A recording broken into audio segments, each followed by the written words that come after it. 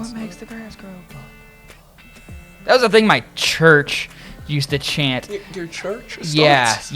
My hot take, I feel like it's going to be very controversial, is people pretending that everybody's baby is cute. Dang, we've already been talking for an hour and a half, bro. I don't know what to do now. This is going great. Okay, Storts. Sadly, I'm way too much of a fat ass. We must clarify. So are we as like Chipotle fast food?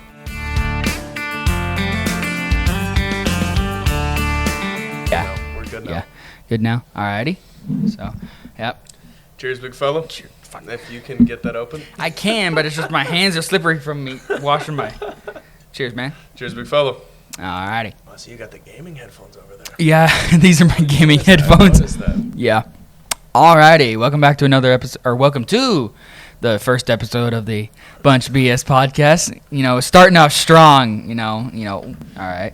Yeah, I'm going to be really close to the mic. So. No, you're good. No, that's smart. It's a good thing. I just was losing hearing quickly. I want the ones where it's got like the swing arm where people can just like lay back and just like pull it to themselves. Oh, yeah, no. Yeah, I want that one. I know what you mean. That's the one. Let's see. Open up this bad boy and get to the questions. I love that. Yes, we do. I actually had a lot of people volunteer for this. A lot more than I thought. You're a popular person. Their story. It's a fun person to talk to, and I'm excited. I'm excited. Yes, 100%. And you can adjust this if you want to. You go up, down, left, right. Or not left, right, actually. It's just up, down. I just felt like I broke it, but I think I'm good now. No, you're fine. Should be good. If you can hear me and this audio is good, I'll keep it right here. Yeah, it's good. I feel like I'm at an altar. I feel like I'm back in like 5th grade trying to read at Mass. At least it's not like the mic at Mass when I moving it'd sound like the world's ending. Yeah. That was always a way to help the confidence. Yeah. Just great. Oh, yeah, no, I can't do Google.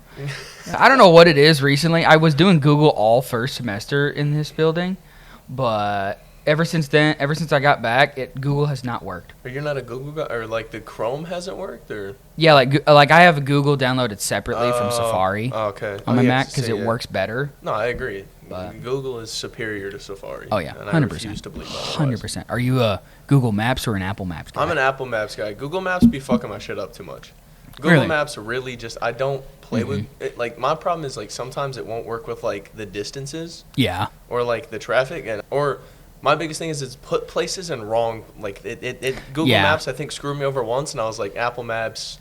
I've been Apple Maps from then on. So baseball season's fixing to kick off. Spring training's around. How are the fish doing? Great question. Yes. Your answer would be as good as mine because I watch too many sports for me to like lock in with. Like, I follow enough accounts on Twitter to where I can get my updates, and I'm in like 3 Marlins group chats as well. Yeah, guy from a landlocked state is a fan of a team whose mascot is a fish. Yes, it is. He's a Miami Marlins fan. Somehow I've ended up a Marlins fan. The colors got to me when I was younger. Hey, they should go back to the old ones. I stand that. But I'm thinking like Florida Marlin, or do you want him to go back to the old orange? No, so I became a fan when they rocked the orange because I was a big orange guy. That's how I also fell in love with the Thunder and stuff like that. But I was a big orange guy, so I started liking the fish when they were orange. Loved Stanton, Fernandez. Those are my guys. Stanton looked way better in a Marlins jersey. Oh yeah. But what was it? What was his MVP? 2017, I want to say, is when he hit his 60 home. It was the year. It was 2016. I think it was 16. Was it the year Fernandez died? It was. I'm pretty sure it was. My years are gonna get fucked up. Or was it the All-Star year? It was his All-Star year. I'm pretty sure it was 17. I want to say 17. Because didn't he face Bellinger in the home run derby at Marlins Park? No. So that was when he lost to the Kraken. What was his name? Gary Sanchez. Gary Sanchez. So he won. That's Gary Sanchez's nickname, the Kraken. At least that's what I've heard. So so he won it at Petco. Yeah. And then he lost when it was held in 2017 because that was in Miami. But I like the color orange, and so then I became a fan of those guys, and so then I just became a Marlins fan. But no, I want them to go back to the teal. I think they're rocking the teal this year on Sunday home games. That's big. Yeah. Big dubs. They had the teal. They had the pinstripe, the white pinstripes 2 years with ago. The white with the black pinstripe? White with the black, and then they rocked the teal hat for the 30-year anniversary in like 2020. It was 2 years ago. Yeah. But no, I like the teal. I think they should go back to the teal. It fits. It's just better. When Stanton used to be Mike, he had the black pinstripes, right? Not the teal pinstripe ones. Like he was more when they were transitioning to more black. Yes, he was when they were kind of moving towards the black with like slightly past Miguel Cabrera years when they were still playing it. The old Orange Bowl. The old Orange Bowl. Dude, I miss the old Orange Bowl. I miss baseball and football stadiums combined. Yeah. I mean, sometimes it looks cool, sometimes it doesn't. I mean, the Oakland Coliseum, you see it with the giant foul territory. Yeah, but my favorite combo stadium is the old Hubert H. Humphrey Metrodome that the Twins used to play in, the old Metrodome. Yep. Plus, the Metrodome just sounds cool. It sounds cool. It's cool. But now the University of Minnesota plays series in the, what is it, U.S. Bank Stadium? I think, it's U.S. Bank. They play, their first, 4 weeks of the year because, it's Minnesota, of course. Minnesota. So they play... Yeah, they play. I've seen that before. I think Mizzou might have played in a little bit of it, but I'm not sure. Yeah, but I remember seeing last year when they played at U.S. Bank Stadium, Kansas hit 6 home runs in a row against them at U.S. Bank Stadium. Yes, isn't that one of those walls is incredibly short? Yeah, I don't know if it might be a short wall, but I think it's a long distance. It's at least a decent distance. It's one. I've only seen it a few times on Twitter clips. But It's just nuts. I've seen the weirdest places I've seen baseball games be played, and/or softball games. I've seen softball games be played in the rodeo arenas. They'll cut it in half, but they'll play they won't play high school size fields. It'll be 12U or something like that. They'll put in a temporary fence, but it's cool seeing them play in an all dirt field. All dirt field. That's what Japan does. I've seen that. Yep, yeah. I've seen those. Yeah. Yeah, no. Not too much into spring training yet for the Marlins. Yeah. I'll get it picked up when mainly college basketball starts to die down, and then I'll truly start working into the Marlins stuff when the season kicks off. I'm excited. I think they should be good this year. It's the first time in a while I actually am not dreading watching Marlins baseball, so I'm excited. I think 2 out of 3 times you've made the playoffs, you've won the World Series. That's true. That's 2 out of 4. It's 4 now. If you want to count 2020. If we count 2020, it's 2 out of 4. Yeah. If we don't count that year, it's 2 out of 3, yes. Yeah. But no. You'll unfortunately the last time got matched up with the Phillies in the first round. Yeah, so, no. And Bryson. The 2020 year, we got the Cubs. We upset them at Wrigley, and then we got smacked around by the Braves in the next round. And then, we obviously got the Phillies matchup, which didn't go too well. That was Dodgers, right? Yeah, it was when the Dodgers... That was when Corey Seager had Dodgers-Rays, yes, and they pulled Snell in the 6th. And Corey Seager had more home runs at Dodgers Park or at Globe Life, Ranger Stadium, than any Ranger did that year. Yeah, that was a trying year. But the only good part about that year is that we won so much at the end that I believe we knocked Houston out of the playoff. I think we did. It was something, or we made them get a lower seed, or something along those lines. That's pure hatred. Yeah. I remember sweating out the Marlins versus Mets game to finish game 162 this year. Knocked the Mets out of the playoffs. God, that was legendary. Oh, yeah. Rolling out starting pitcher number 47 for the Marlins. Hey, who's the next guy for the AAA team? Bring him up. We actually tried that. I think Edward Cabrera started that game and went a smooth 6. MLB The Show legend, Edward Cabrera. Sadly, he's a Cub now. He's a Cub now? Yeah, they traded him this offseason. We got Owen Cassie and then a couple other guys for him. Yeah. So we'll see. Again, I'm really excited for the Fish this year, I think. Yeah. And almost made the playoffs last year. Lineup's getting better. Yeah, 100%. They were young. We at least have a direction now. Who's y'all's manager? Clayton McCullough. He was the Dodgers bench guy when they won the first World Series. That's what the Rangers did when we had Chris Woodward. Yeah, and then we have y'all's manager now, right? Schumacher? Is that what it is? Skip Schumacher. I ran him into it one time at a kind of. He pissed my dad off because it was so he used to play for the Cardinals, and so we went to a Cardinals-Royals game in Kansas City. Yeah. And as he was coming out the locker, I think they lost and he didn't have a great day. My dad said the Cardinals lost or the Royals? Yeah, I think the Cardinals lost because that's when he was playing, I think, shortstop for him or second base. And they lost, and he was walking out of the clubhouse, and my dad said hi or something. He just kind of blew him off and walked out, and I was like, oh, that's fine. But no, Skip Schumacher, he was a good man. He was the manager of the 2023 team that made the playoffs. So yeah. I can't. Nothing but love for good old Skip. I know his son's in Texas is kind of also the reason he went down to the Rangers. So that makes sense. I say I can't knock him. He did be closer to family. He did all he could do for the Marlins, and so. Oh yeah. That team was legendary. Yeah. Good old Otto Lopez. Oh yeah, that was. Was he on that team or did he come later? I think he played a little bit. No, he didn't play that year. He didn't play that year. Our shortstop that year was Gene Segura. I hated that guy. Oh, Gene hitting machine? Yeah, except he didn't hit for the Marlins. He was hit for us. Everybody else. Yeah, no. But it was a fun year. Yeah, I'm pretty sure Gene Segura is the only guy in MLB history to steal first base. Have you ever seen that clip? He gets on first base in an inning, but this is when he was with the Brewers. This is back when let's see, I have my computer right now, I can look it up. Gene Segura, Baseball Reference, GOAT website. I know he played for the Phillies, the Diamondbacks. Let's see, started with the Los Angeles Angels of Anaheim. Lovely. And then we went to the Brewers, then he went to Diamondbacks for a year, Mariners 2 years. Phillies 3 years. And the Fish for 1. That's his last MLB team. But when he was with the Brewers, he gets on first base. He steals second base. And then I think, let's see what happened. Then the runner or someone gets on first base behind him. And this ball is hit somewhere. It's in play. He's in a pickle between second and third. I think Ryan Braun might be the runner behind him. Oh, steroid boy. Yeah. And he has an MVP, doesn't he? I think he does. Yeah. I think he does. But he gets on second, and I believe when two runners are on one base, it's the runner behind that is declared out.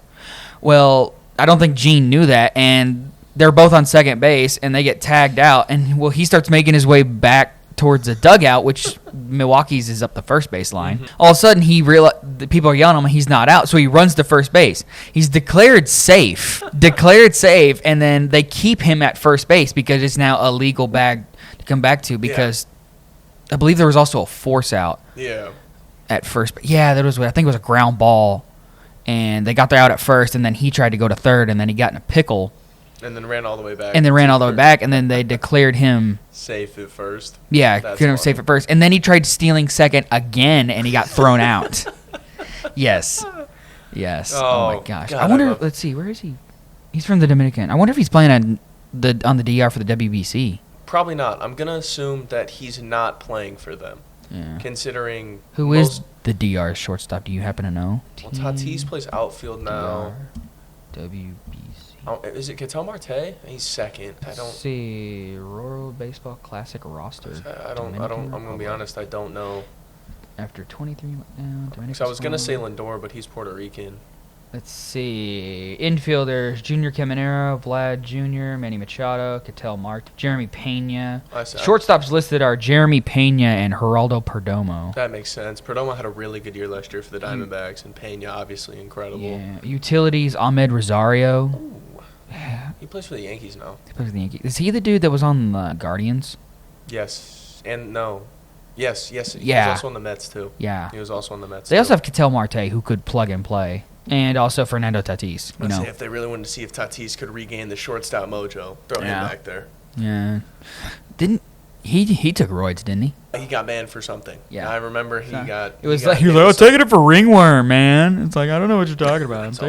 He got hit with something. Not a clue what it was, but I remember he got suspended. That did happen. Got suspended a significant amount of time. Same with Perdomo. He got suspended last year, too. Perdomo did as well? Yeah. Wow. That's the Diamondback shortstop, right? Like, I'm not tripping. Yeah, he definitely got suspended for something. I'm pretty sure. Don't quote me on that one. Yeah. I want to say he did. Let's see.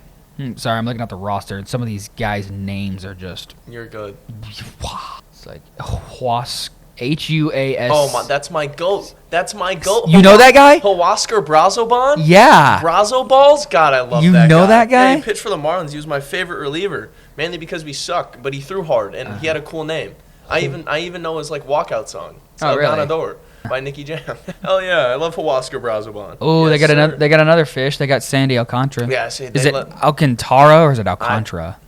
Don't know. The white way I think is Alcantara, and then I think the Alcantara is I think that's the more cool. Yes, Abreu, Edwin Uceda. They're letting Sandy pitch this pitch in the WBC. O'Neal Cruz is Dominican. I thought he was. I'm telling you, I couldn't tell you. I know he was Hispanic. Yes. Yeah. But I did not know if he was Dominican. I couldn't tell you what. Yeah. I assume they're not playing for Team America. Is about where I would be. Yeah. Team USA has a weird pool this year. I haven't even looked at it. You haven't looked at it? I remember looking at it right. I know they're playing Great Britain, which apparently Jazz somehow got. Because of the Bahamas, I think is in the Commonwealth. I didn't know or something. I don't know if it's still owned by the technicality. But I don't know if it's still owned by the British or not, which is kind of a weird thing. Because Aroldis Chapman tried to pitch for the Great Britain for some reason. They were like, that's not. Even though he's from Cuba, right? Yeah, because his nickname's the Cuban Missile. His nickname's the Cuban Missile, so he's definitely which is a awesome nickname, incredible. especially given history. Yes. The Cuban Missile. Yeah. It is a great nickname. I believe I saw something today. He's either 43 or 34 pitches away from 4,000 100-mile-an-hour pitches in his career. He's ancient. He's old. He is old, and he still pumps. He was like the best reliever in baseball last year. He was incredible. Who was he with? The Pirates? I think he was with the Pirates. Who did he pitch for last year? No, it was the Red Sox. He pitched for Boston last year. Yeah, it was the Red Sox. Yeah, I had him on the show with Boston. And then he came out of the pen in their series against the Yankees. Yeah. Dude, he picked up a ring with the Rangers in 23. Yeah, I remember that. And then because they traded Cole Reagans for him. Yeah, we traded Cole Reagans for him. Yeah. Both his rings come from less than 6-month stints on a team. Hey. He got traded from who was? It wasn't the Reds. I'm pretty sure wasn't he with the Yankees? And then gets traded to the Cubs? Yes, because I'm pretty sure that was when the Yankees traded Starlin Castro, or traded for Starlin Castro. I want to say it was that trade. I want to say that's how they got Starlin Castro. Starlin Castro, that's a name I haven't heard in a while. Modern Whatever happened to him? Not a clue. He played for the Marlins, and that's where careers go to die. So that's basically what happened to him. Who's this old Marlins legend that I'm trying to think of? I used him in MLB The Show. Martin Prado. Oh, I love Martin. Martin Prado's a GOAT. Mm-hmm. He was on the team in 2016 when we were somewhat competitive, and then our star pitcher decided he wanted to have a fun time, and then we blew everything up. But had a fire sale. Yeah, we do that a lot. It's a normal. It's a sky is blue-esque thing for the fish. Yeah. Oh yeah, I forgot. He's on the Royals. What the heck? He was. Oh, good lord. Yeah, 2023 Kansas City Royals. Aroldis Chapman. Oh, okay, yeah, we were talking about. I remember Aroldis Chapman being on the Royals. Because that's when he got traded to the Rangers. I still thought we would stop talking about Starlin Castro. Oh, sorry. No, I knew Chapman played for the Royals because that's how they got Reagans. They're how excited Brady was whenever. Hey, Reagans is good. Because I remember who was their old club. Was it Wade Davis? Wade Davis was there. Greg Holland? Greg Holland was there. Wade Davis was there. One guy I remember using primarily because MLB The Show was Kelvin Herrera. Kelvin Herrera was nice. He was good. Crap. Whom I do... it's probably Wade Davis, but he was on the Royals, and then he went and played for the Rockies. That was Holland. That was Holland? Yeah, that was Greg Holland. Because he also pitched for the Cardinals for a little bit, too. Yes, that was Greg Holland. Wade Davis pitched for the Cubs, I'm pretty sure. Yeah. And their World Series team, Yeah. Oh, yeah, I forgot about the WBC pools. I was looking that up. I know USA plays Great Britain because Scooble said he's going to throw one game against Great Britain. Which, that's... I'm all like my I'm glad we're getting 2-time Cy Young Award winner. But my thing with Scooble is, big fella, we could throw out me. I toss out a smooth 89. Mm-hmm. No, I don't. Lies. Completely false. Take 10 miles off the 89. It's 79. Yeah. And I have a feeling I could go a smooth 4 1/3 against Team Great Britain. I said, Scooble, we could use you for a bigger game. We don't need you killing Team Great Britain. Oh yeah, 100%. Here, I got the. Oh, come on. That starts when you look. I have a question for you. Yes. I'm assuming you watched the gold medal hockey game. And yes, 100%. Okay. My question is, what would your opinion be on letting the MLB players play in the 28 Olympics? Oh, I'd love it. Okay, see, I'd that's like where it. I am. That's where I am. I mean, it used to be the whole thing about the Olympics was, amateur stuff. It's got to be amateur. That's why Jim Thorpe got his medals taken away because he got paid to play baseball. Whenever the events he competed in were not based. It was like the heptathlon. Is it like the decathlon? One of those, he did he did multiple multiple event sports. I think decathlon's what you're and looking for. And the heptathlon. I don't know if that's. I know the decathlon's an Olympic sport. I know that's the one. What's in the decathlon? That's because deca means 10, right? Yes, it's 10. It's all the. It's like so you have shot put, long jump, broad jump. This is the combine. A long jump, high jump, 100-meter sprint, javelin, shot put, high jump. And then there's 4 others. It's a lot of the basic stuff you would see. But I'd be in favor of getting the MLB guys back in. I remember back in 2021 or 2, and then they had it in Tokyo. When it was in Japan, which would be 24. No, it'd be 21 because 20. Oh yeah, it would be the 2020 Olympics because they had to delay it. And I remember watching Team USA. They got a silver medal with a bunch of amateur guys. Todd Frazier. Yeah. I said because I know Ian Kinsler played for Team Israel that year. Yeah. I know he was playing for Team Israel. Which the qualifying of aspects to playing for a national team are a little weird. I say, the Olympics is at least like, I don't know what the Olympics does. I know the Olympics, for the most part, from what I've heard from all the controversy around everyone, this Olympics for the winter. The figure skating. Yeah, is you have to have citizenship. From what I've heard is you have to have citizenship within a country to compete for that country.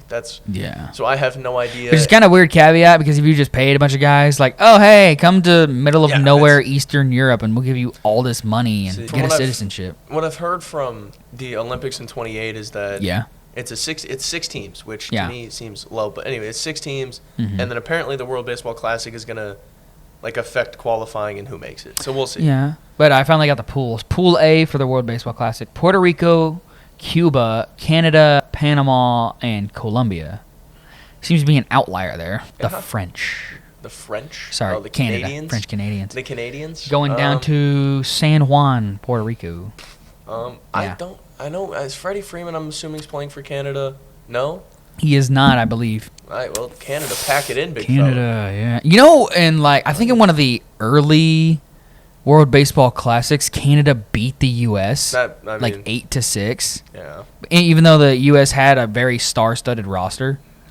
Pool B, which is the U.S. pool, is the United States, Mexico, Italy, Great Britain, and Brazil. Yeah, the U.S. should smooth walk through that one. Outside of Italy should be a fun game. I know Pasquantino's over there, Jack Caglione.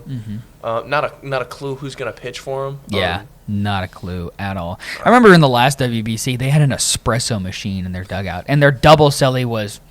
I love that. I love international competition. That's fantastic. And Mike Piazza was the manager. You know what? There's no better manager for Team Italy than Mike Piazza. Pool C is Japan, Australia, Korea, Czechia, and Chinese Taipei.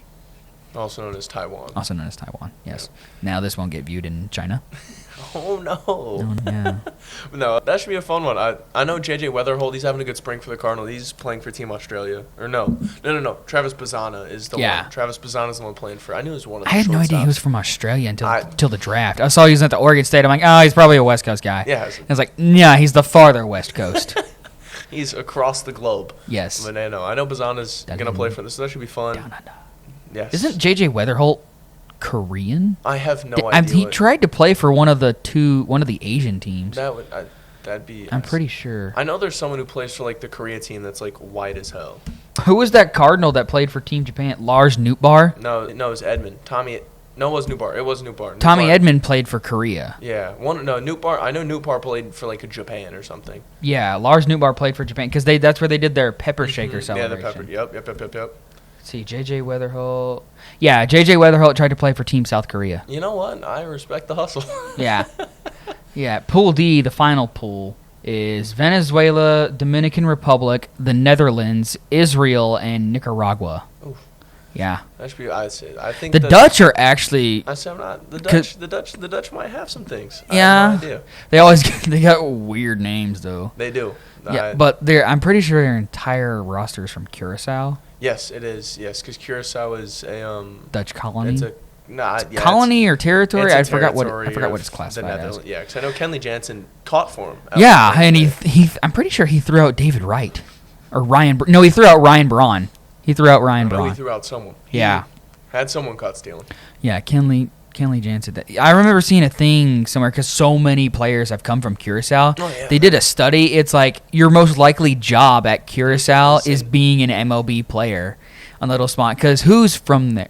Kenley's from there. Jonathan Scope. Jonathan Scope's from there? Yeah, he is. Because he played for Curacao in the Little League World Series. I know. Yeah, Jurickson Profar. Profar is from there. Rangers legend. Yeah. What team did he's turned it around with the Padres, right? No, he's on the Braves now. He just got suspended for PEDs. That's right. Yeah, he got suspended. Because he was on the Braves. He came back and fisted the Marlins. That's right. Yep, I remember that. Yes, and then who else is from there? Andrew Jones, the old... Yes, the Braves. The old Braves center fielder who I believe just made the Hall of Fame. I think he did, and his son Drew Jones is currently in the minors. Yeah. I think Drew Jones could play for the Netherlands because I believe part of the eligibility is if your parents are from there. Because that's how I believe Nootbaar got eligible to play for. Japanese. Yeah, his mom is 100% Japanese. Yes. I'm assuming the WBC works more of the FIFA kind of thing. Yeah. Which is FIFA's comedy You watch a lot of FIFA? I watch enough soccer to know kind of what's going on, but you're a Leicester City guy, aren't you? Yeah, sadly, they're terrible. We've got a 6-point relegate. We might be going down to League One. Oh, We're about to be playing at 2 a.m. our time, as in America, but no. Leicester City's fallen on hard times. What? I know, sadly. Hey, just need to bet on them again when they were plus 1,700 to win the league. When they were plus $5,000 to win the Prem. Yeah. But no, watching FIFA, like, regulations for who you can play for. You have to decide by like 18, but like really? if your parent is like 0.3% of a country, you can play for them. Oh wow, you see that was interesting ones. That was something I saw in, I think it was a softball World Cup, or maybe it was softball in the Olympics. There was an OU girl. Her last name was Romero. I can't remember if it was Sydney or Sierra Romero, but she played for Team Mexico because like her grandparents were born in Mexico and were like fully 100% Mexican. Like, hey, you can be on the team. I remember watching. I was like, I remember watching back when the World Cup of softball. It used to be like every year. The last year of it was 2019, I want to say. But I remember watching it because it was in OKC. Yeah, so speaking of OKC, that's where the softball for the 28 Olympics will be. I know. And also the rowing. Same with rowing. Yeah, same with rowing. Oh yeah, OKC is gonna get crowded. Oh, it'll be a fun time down there. It'll be great. Hopefully, I can. I mean, it's always been a dream of mine to work the Olympics or play in the Olympics. That'd be quite the dream. Well, unless if they keep amateur sports, maybe we've got a shot. Yeah. I'll see if I can get see if we can get Team Germany in there. Go play for the Deutsch. Yeah, Deutschland. The only sport I think I'd ever have a chance at in making the Olympics would be archery. Yeah. It's the only one because archery Olympics is different than competitive archery that my dad and my sister do. Because in the Olympic-style archery, it's all recurve, which you know the difference between recurve and compound. Do you? Sorts, I would love to say yes. That was supposed to be phrased as a question, but I would love if I knew the difference, but I do not. Little tidbit: recurve means the bow itself is kind of curved, and there are no systems on the end. I say because the compound bows look like they were made in 2075. Yeah, all the weird risers that come which riser is the main body of I got you. Then you got the limbs, and then the limbs hold the cams, and the cams is what makes called a compound bow because they spin and then you're able to hold and lock in place. Recurve is all it just takes the flex of the limbs, flexes the top, and you fire. So the Olympics is... It's more of a traditional style. So the Olympics is rocking the recurve?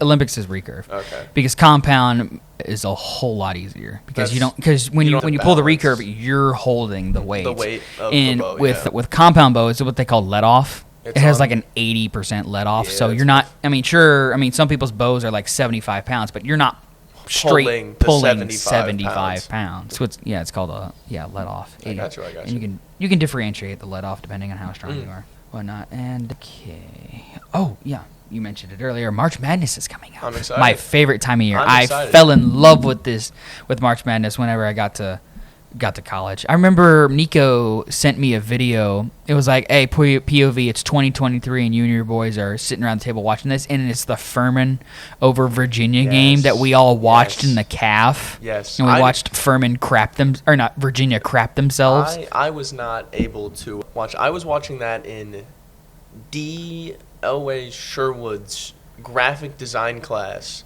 At 11 a.m. I'm sitting here as we're going over stuff. Like it was, I was watching. I was like, no way! I just watched that happen. No way! I just watched. Yeah. What was? I know. I'm pretty sure the guard's name was Kean. I don't. I want to say it was Kean Evans, but that's not right. I know it's not. Mm-hmm. But yeah, he was a longtime guard for Virginia.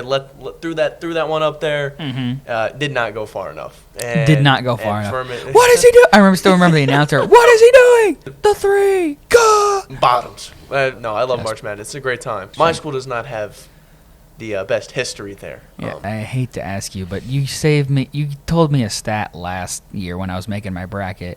They have the most appearances without a Final Four? It's what? So I want to. I don't think it's that. I think that we are like the most appearances. I want to say It's wins or appearances we lead in, but I know BYU is first, and then Tennessee, and then Mizzou. I want to say it's most tournament appearances is BYU, then Tennessee, then Mizzou, and then without a Final Four. Without a Final Four, and then I want to say like most wins or something like that is Mizzou. Yes, sadly. Yeah. Oh, really? Y'all have one of them? It's one of those. I know we might not lead anymore. It might have been appearances and we don't lead anymore, but we are up there in most of those. What's the closest y'all got? Elite Eight? We made the Elite Eight a couple times. I know we made it in 2008 when we lost to UConn. I know we made it in the 90s when was that the Kemba Walker year? No, that was Hashim Thabit. Yeah. We beat what Memphis. A name. We beat Memphis that year by like 12 in like the Sweet 16. I know we made it in the 90s to the Elite Eight when we lost to Tyus Edney. That's a terrible name for Mizzou fans. Who did he play? What? UCLA. UCLA, okay. If anyone's seen the recent Donovan Dent layup, that's basically a recreation of what happened to Mizzou in the Elite Eight. But honestly, Elite Eight's the closest they've come. They've got there a couple times. Not recently that I can remember, but the most recent one would have been 08 with UConn. But All right. I'm pretty sure we lost to Oklahoma in an Elite Eight before. Oh, really? Yeah, because my dad has Big Eight matchup. My dad has this beat up like gray shirt of like teams in like the Elite Eight region. That's something we should bring back. We should bring back the Big Eight. I love the Big. I would love the Big Eight or old Big 12. Anything at this point. I don't want to see Sacramento State versus UMass midweek action on a Tuesday. Yeah, no, I miss the old Big 12 that I grew up with. It's always really weird. The funniest part about being a Missourian in Kansas is like explaining the Kansas-Missouri rivalry to like people who don't fully understand it. Yeah. But that's a fun one. But no, I'm stoked for March Madness. Sadly, I think Mizzou is still second in largest point spread upset in March Madness. Yes, the good old Norfolk State, right? The Spartans. Spartans, yes, that would green be, and gold. Yes, that would be. Were y'all a 1 seed? We were a 2. So I'm still petty about this one. That was 2012, and Mizzou and Kansas split that year. Oh, yeah, because they have the unbalanced schedule, right? So, no, that was when I think everyone played it. All I know is Mizzou and KU played both times. So Mizzou and Kansas split that year. Mizzou should have won at Allen. We had like a 16-point lead, blew it. Phil Pressey got fouled. I will hear no other claims to that one. He was fouled. But no, we lost. No, that's a lot clean ball. That's a lot of ball. We split that series, and then Mizzou won the Big 12. Kansas lost in the semifinal to Baylor. And then Mizzou in the tournament? Won in the Big 12 tournament. So Mizzou beat Baylor. So we won the final Big 12 we were in. We won it in 2012. Yeah. But instead of Mizzou getting the Midwest 2 seed, we got screwed because somehow we were a worse resume than Kansas, and we got put in the West 2 seed, and then we drew Norfolk State. Wait, you were in the West 2 seed. You played a team on the East Coast? That doesn't... So the way like you do... So the top 4 seeds in March Madness are protected seeds. You get the closest region you can get based on whatever. Yeah. And Kansas was a 2 seed with the regional host, I want to say in Kansas City that year. And then Mizzou was also a 2 seed, which that means they made Kansas a higher 2 seed than Mizzou. I think my personal conspiracy bias is that they think Kansas travels better and they wanted more money in the Kansas City region. I'm still salty, if you couldn't tell.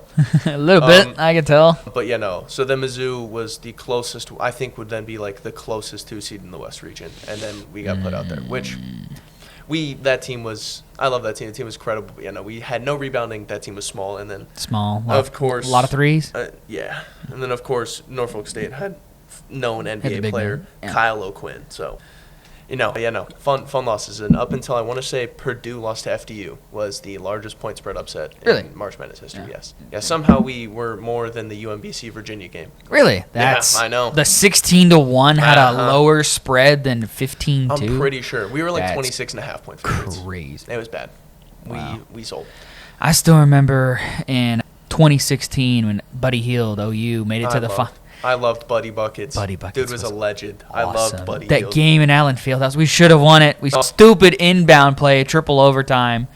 I think he dropped 50. He had at least 45. I know he at least had 40. I love Buddy. I wanted the Thunder to draft Buddy so bad. That was when the Thunder needed a shooting guard, and I was like, I want Buddy so bad. He was so much fun to watch. Or was that a pick that we traded? We definitely took someone. He was definitely taken before we drafted, because 2016 would have been the year we picked 28, because that was the year we lost in the conference finals to the Warriors. Yeah. So, yeah. Oh, was that the 3-1 lead year? Oh, my gosh. That was a bad year for Oklahoma. It was. Yeah. I say, you made the Final Four that year, though, didn't they? Yeah, we made the Final Four to Villanova. No, yeah, that Villanova team was... Chris Jenkins. Yeah, that Villanova team was... No, but part of me that remembers so much about that is, OU, not a particularly well-known basketball school. But for some reason, we pull a good year every now and then. And it's weird. I remember seeing old highlights of Buddy Hield and watching the LSU game. It says number 1. I'm like... When was OU ever number 1? We were more recent number 1 in basketball than we are in football. That's funny. Which is insane. We haven't been number 1 since 2008. Sam Bradford. Fuck you, bitch. I watched that game. The only positive of that Big 12 championship game was the bitch-ass Sooner schooner broke. Yeah. The wheel broke, and they stopped trotting it out after 50 fucking points. Yeah. Yeah, that was back when the Big 12 played in Kansas City. Yep. Which was... kind of weird because that's farther north than like every other team that's in the Big 12. Outside of Iowa State and Nebraska. Depending on how you feel about geographical lines of Kansas and K-State. But yes. Yeah, it was, yes. But part of me that I remember the most about it is my mom was talking with one of her friends, and she pulls up like a Sports Illustrated magazine and talking about OU possibly winning the title, and her friend goes, "Oh no, the kiss of death," because they were predicting OU to win before the games had even been played, and what do you know, we lost in the Final Four. Florida. Oh, you talking about the March Madness game? Or? Yeah. Oh yeah, I was talking. Yeah, Buddy Hield. That Villanova team was nice though. It was good. 2016 was a great year for sports. It was a good year. The Cavs won. The Cavs beat the Warriors in the comeback. Yeah. The Cubs won their first title in 108 years. 3-1 comeback. I'm trying to think of the Super Bowl that year. Was that Patriots Seahawks? Or no, wait, was that 28-3?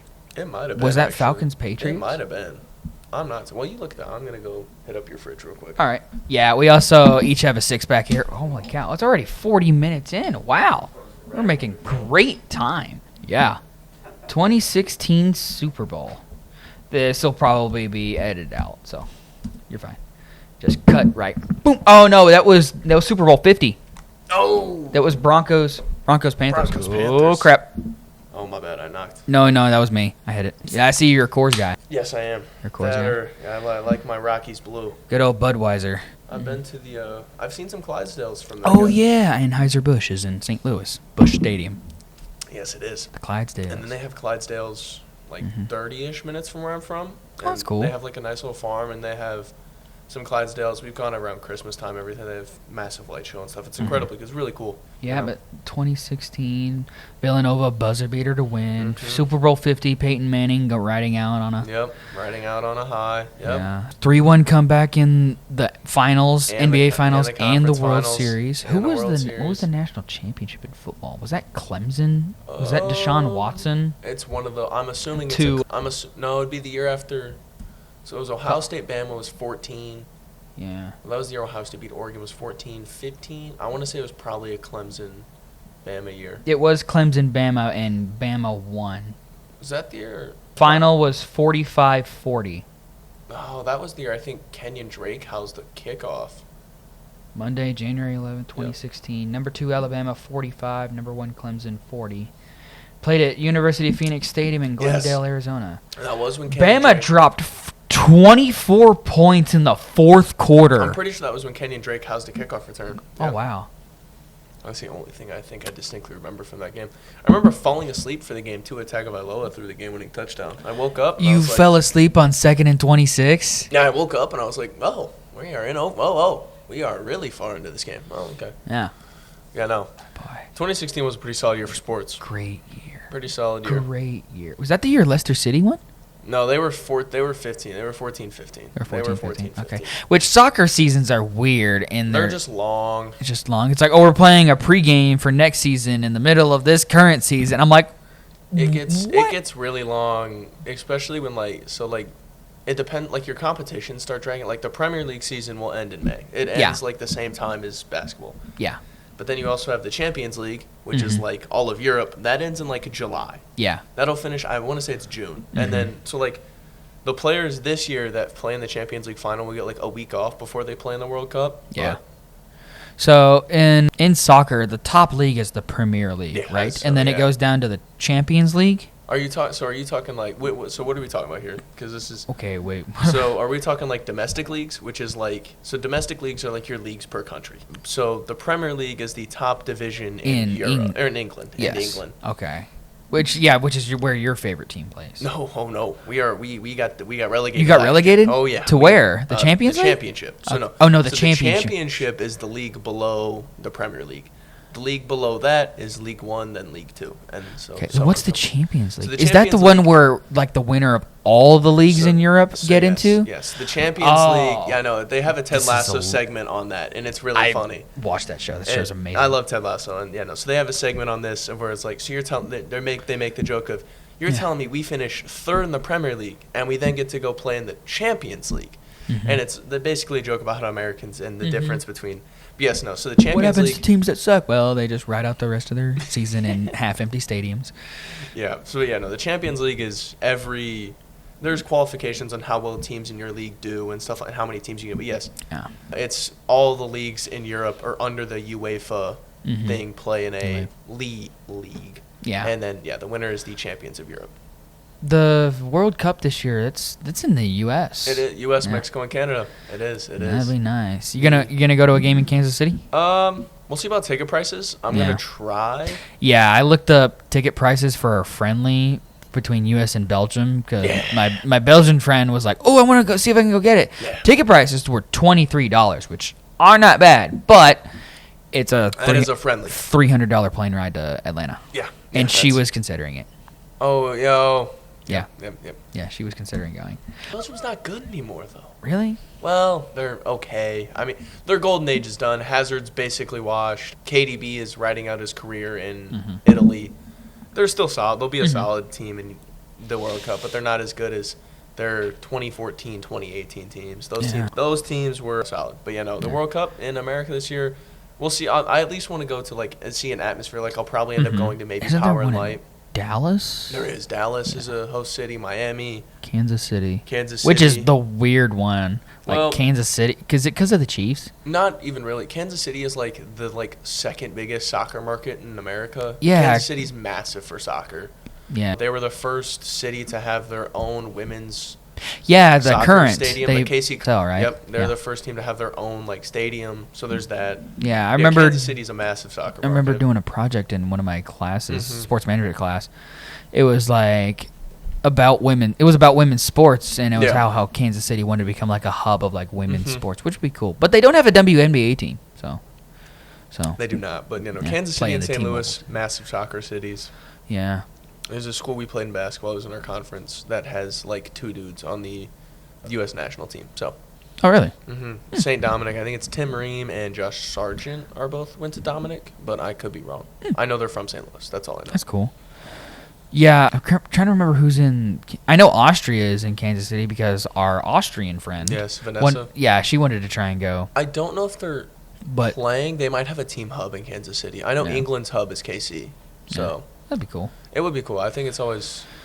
I think the funniest part about going to school here is how many international people I have met and know. Yeah. Yeah, I didn't realize it, but I'm friends with a lot of. Yeah, I get teased by some of the freshmen. They're like, "Dude, you keeping up foreign relations or some shit?"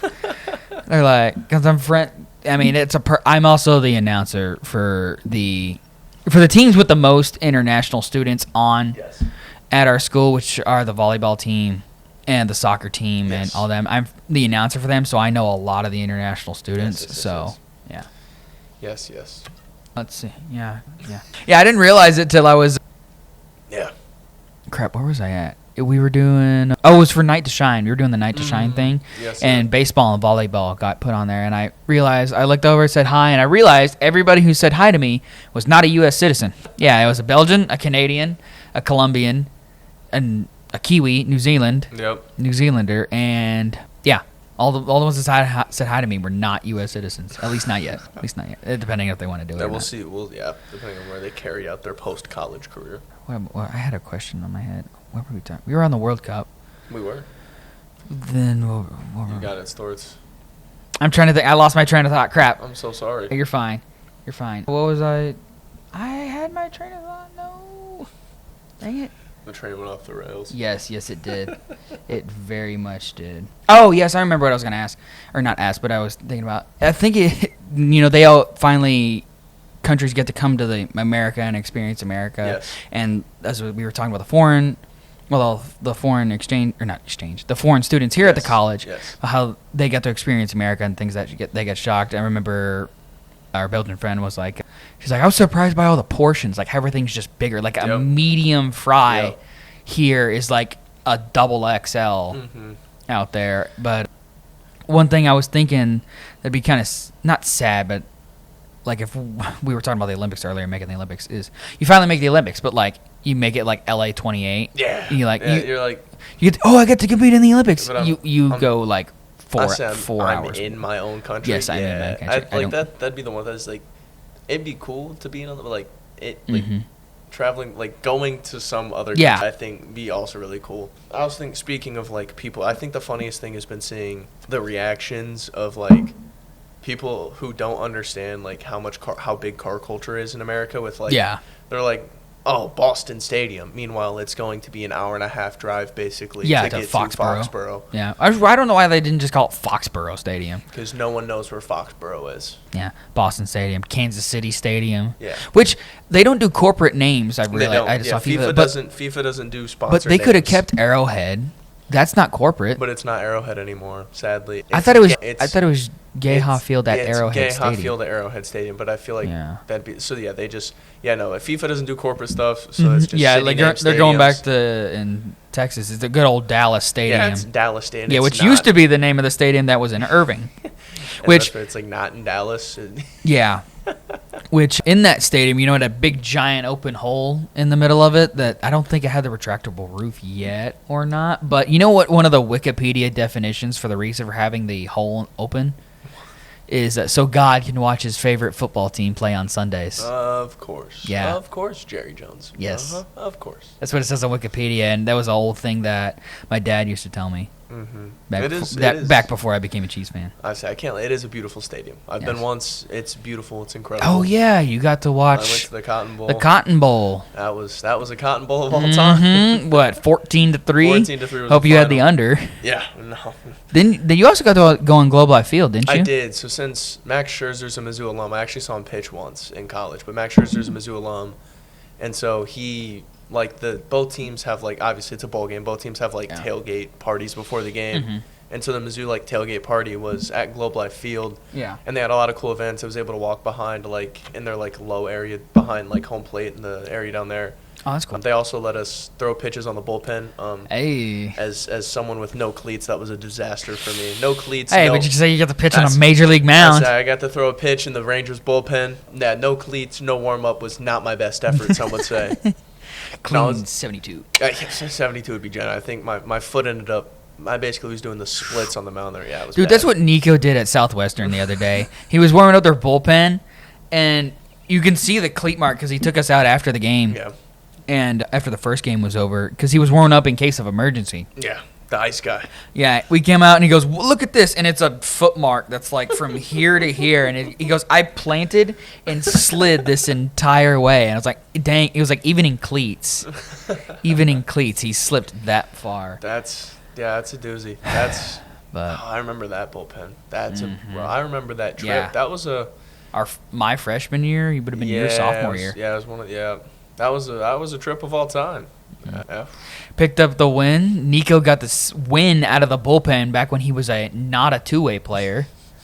And Joel got the save. We tried it out. Shout out my goat, Joel Maldonado. It's my guy. Tried it out, our catcher. Our catcher that turned PO, Mr. Joel Maldonado. Yes.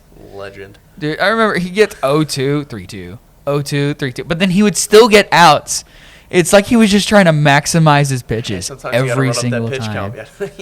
he was good at a good 0-2. We just throw a couple fastballs and then we just missed the fastball zone top of the zone. Which JV baseball players for college, you're not gonna get top of the zone. No, that was a doozy of a fucking day.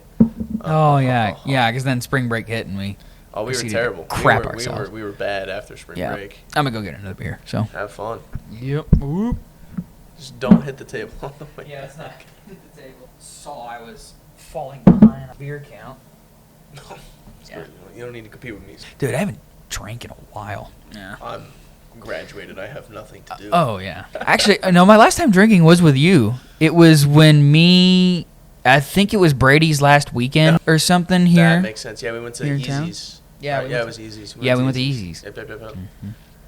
Yeah. I remember I had a few. I think it was just straight. I didn't have any drinks. I just had straight beers. Mm-hmm. So.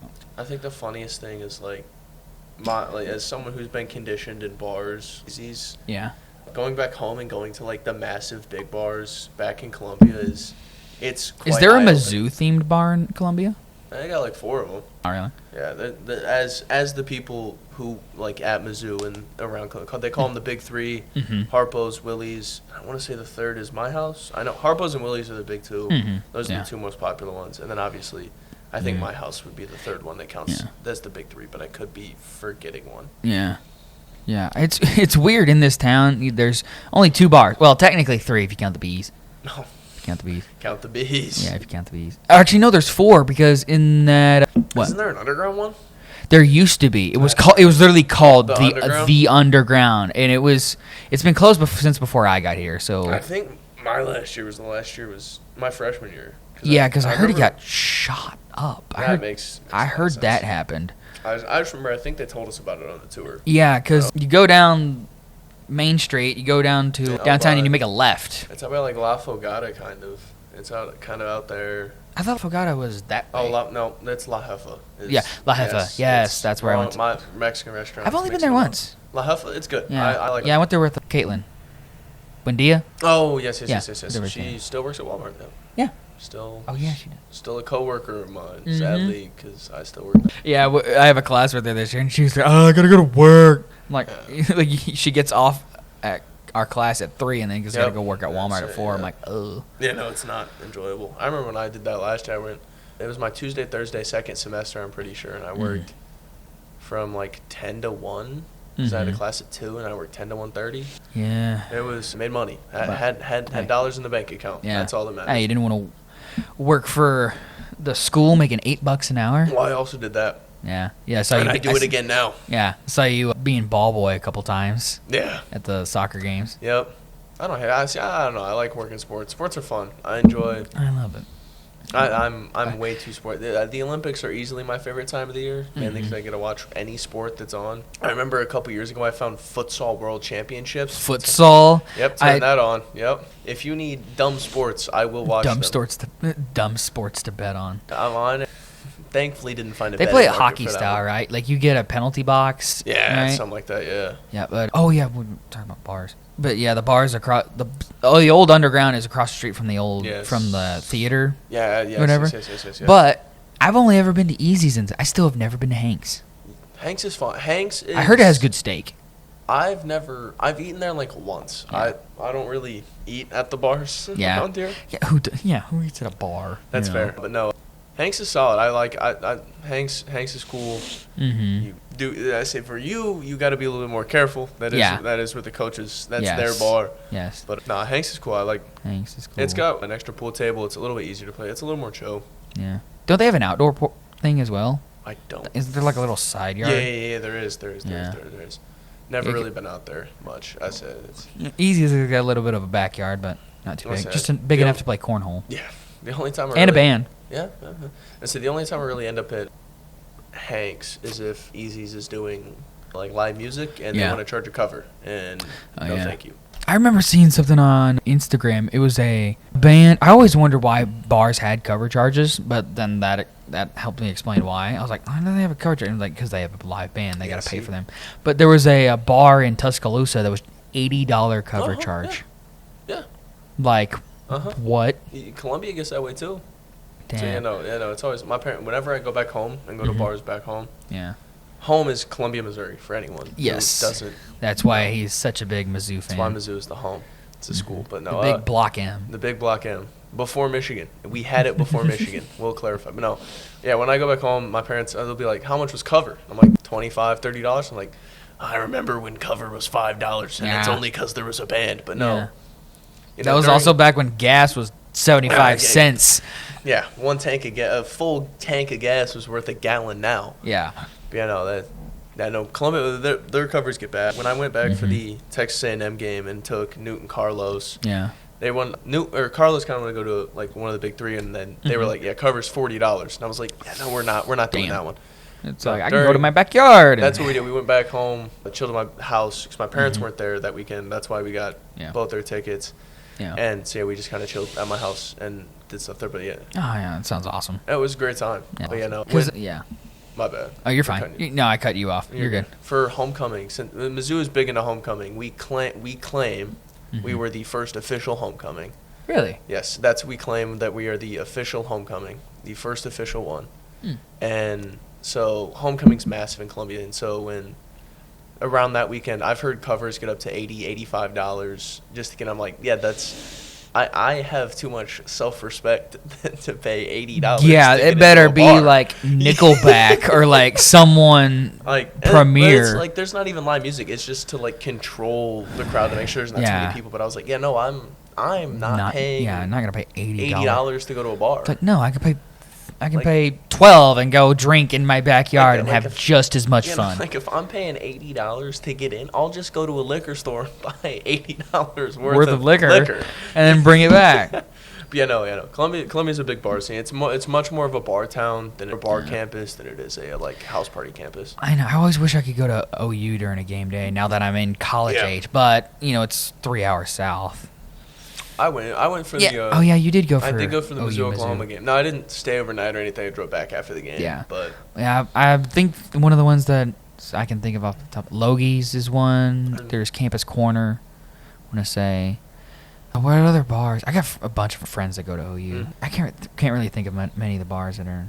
No, you're good. It happens. The only one I can think of in Stillwater, though, and that's that dang orange school up north, is the Wormy Dog Saloon, which is where Cross Canadian Ragweed got their start, and the Eskimo Joe's. Yeah, I've heard of Eskimo Joe's. I've definitely heard of Eskimo Joe's. Got to get the cheese fries. If you ever go there, you got to get the cheese fries. That's what they're famous for. Yeah. I don't know. They got popular because they. Oh, sorry, I cut you off. No, you're good. I mean, Stillwater's never really. They got popular because my mom said some dude in a '90s movie wore an Eskimo Joe's like sweatshirt or whatever. And just blew up from there. And it just kind of blew up from there. Hey, that's cool. That's cool. I've thought about going. I know Mizzou plays in Norman on Tuesday for basketball. I've thought about it. Are you gonna go to the link? It's crossed my mind. We'll see. On a Tuesday? That's what I said. We'll see how bold feeling on a Tuesday night. Yeah. But hopefully our popcorn machine won't catch on fire this time. I think it was the A&M game. Yeah, I just look up. It's like there's a game delay. I'm like, why? Because I'm listening to this on the radio, and it's like, there's a popcorn machine on fire. Someone apparently left the oil in there a little too long. That's funny. Yeah. It just caught on fire. And then we proceeded to lose, I'm pretty sure. I say Oklahoma's they're finding their stride right now. I think they've won 2 or 3-ish in a row. Our women's team is doing pretty good. We beat Auburn like 89-44. I saw that and I was like, jeez. Yeah, women's basketball scores be having some funny ones sometimes. Yeah. Yeah, it's nuts. No, yeah. That's. Oh, boy. No. Did you see OU softball lost the other day to Long Beach State? Yeah. McQueen is fading. Oh, my gosh. No. Hey, we got 4 in a row, dude. 4. And the only reason people could beat us is because they paid a girl $1 million.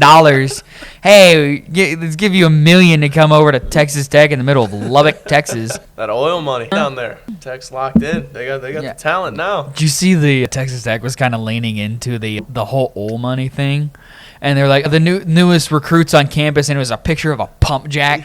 It was just like the official Texas Tech football page. I think it was a picture of a red and black pump jack they have on campus, which is kind of crazy that they have a working pump jack on campus. That's cool. There's a school near my hometown that has a working pump jack next to the football field. Yeah, it goes stadium, track, football field, and then just past the track is a pump jack it's surrounded by chain link fence and barbed wire, so kids, because there's a playground next to it as well, because it sits on the Hilton Oil Reserve, which is a large oil reserve in Oklahoma. Yeah, so you just see there's pump jacks everywhere. I remember what's the line from The Rookie? It's like they say if they're moving, times are good, and they're going up and down. He goes, looks like times are good, and that thing's always going up and down. To watch some awesome 2A football there. Yeah. Where the philosophy is, hey, hand the ball off to this guy. And I'm going to hand the ball off to this guy. And hand the ball off to this guy again. Oh, we're going to pass it? Nope. We're going to run the ball. QB run. We're going to QB sneak up the middle. Oh. 3 yards in a cloud of dust. Oh, I love it. Yeah, they've kind of gone away from it now, but there's a school just north of my hometown. They've ran the wishbone for the last 70 years, and they're just now kind of getting out of it. And they've realized the forward pass was invented. Yes, the forward pass was invented. Yes, they have. My cousin actually, they won a state championship a couple years ago, and they went full Cinderella story with this. That's legendary. Yeah, they had 3 losses, which isn't bad heading into the playoffs for Oklahoma High School, because the top 4 in each district make it to playoffs. Make playoffs. But I'm pretty sure, because back before, I don't know if this was before they split 2A, because used to, all of 2A was in one big giant bracket, so it was like a March Madness bracket of 2A football. Same thing with A, but in the past couple years, they split it into 2A1 and 2A2. They split it. And let me look it up. State championship. There we go. Come on. When is it? Yeah, 2024. 2024. Sorry, this is taking a bit. No, you're good. 24. I hate hearing dates and years because then I feel old. It's 2024. I'm like, oh, it's no, it's 2 years ago. It's 2 years ago. It's getting old. Bracket. Come on, give me a bracket. Storts does Oklahoma have a centralized sports page? It's the sorry, just my contacts. Oh, you're good. You're good. Because I know Missouri, we have MSHS AA, a sports website. Yeah, we have the OSSAA. Yeah. So I could find my high school stuff in there. Yeah, let's see. Okay, let's see. This is Kingston, Washington. My gosh, this is taking a whole lot. You're good, big fella. You're good. Take your time. While you take your time, I will go. You getting another? Storts, I love your fridge. Yeah, it's quite the college student fridge. Yeah. Okay, this isn't giving me the complete bracket. Come on, jeez. I don't want the quarterfinal matchup. So we'll cut this all out, but. No, you're good. Yeah, just love silence. No, you're fine. Don't worry, I'll fill it. Storts, you want to help us out as 2 Thunder fans? I know they're playing the Nuggets tonight. You want to find a score for me real quick? Yeah. Because I'm assuming it's past 8:30. Thunder, it's 9:12. Okay, yeah, so the game's definitely started. I know the NBA loves to start right late. Right now, it's 27-13 Denver. Oh, not good. Well, with 2:15 left in the first. We'll just wrap this one up. That game doesn't matter to me now. As long as SGA gets his 20. Could care less. Okay, no, not Class A2. Come on. No, no, you're good. You're chilling. I'm living right here. Come on. I'm sure someone somewhere's gotta have it. Come on. Oh yeah, I was at the game. IwasAtTheGame.com is amazing because it has so many records in it. Oh, that's cool. Let's see. Yep. There we go. Individual. I know. Missouri just has. And it's run by a guy who's not affiliated with the OSSAA. Oh, it's just a guy who does this for fun. Oh. Yeah. What a guy. Yeah, just compiles all records. It's cool because I love the record side of stuff. Oh yeah, I'm well aware. Just football, win-loss records, playoffs. When my hand stopped bleeding, that's a win. That's good. That's very good. Don't like blood. I'm not a big fan of it. What makes the grass grow? Blood. That was the thing my church used to chant. Your church? Starts? Yeah. Yes. This is sound very bad. Yes. Your church? Come again? Yeah, we used to chant that at Falls Creek, which is the world's largest Baptist youth camp in actually the same town as where my cousins play, and he won a state title. Okay, it doesn't give me their records, but I'm pretty sure they went in as as a 3-loss team, and I'm pretty sure every team they played was undefeated. They went the hard route. And first win 48-34. 27-24, then 14-6, and then the state championship game 28-18. We love a sweater. We love a physical game. Oh my gosh, yes. Good old fashioned rock fight. Oh yeah. Oh my gosh. Okay, hang on. Come on. Oh, the Oklahoman wants me to describe. No, I don't want to subscribe to the Oklahoman. I'll pass on subscribing to the Oklahoman. I'm proud to be an Okie, but not that much. Yeah. I'll pass on subscribing to the Daily Oklahoman. Yeah.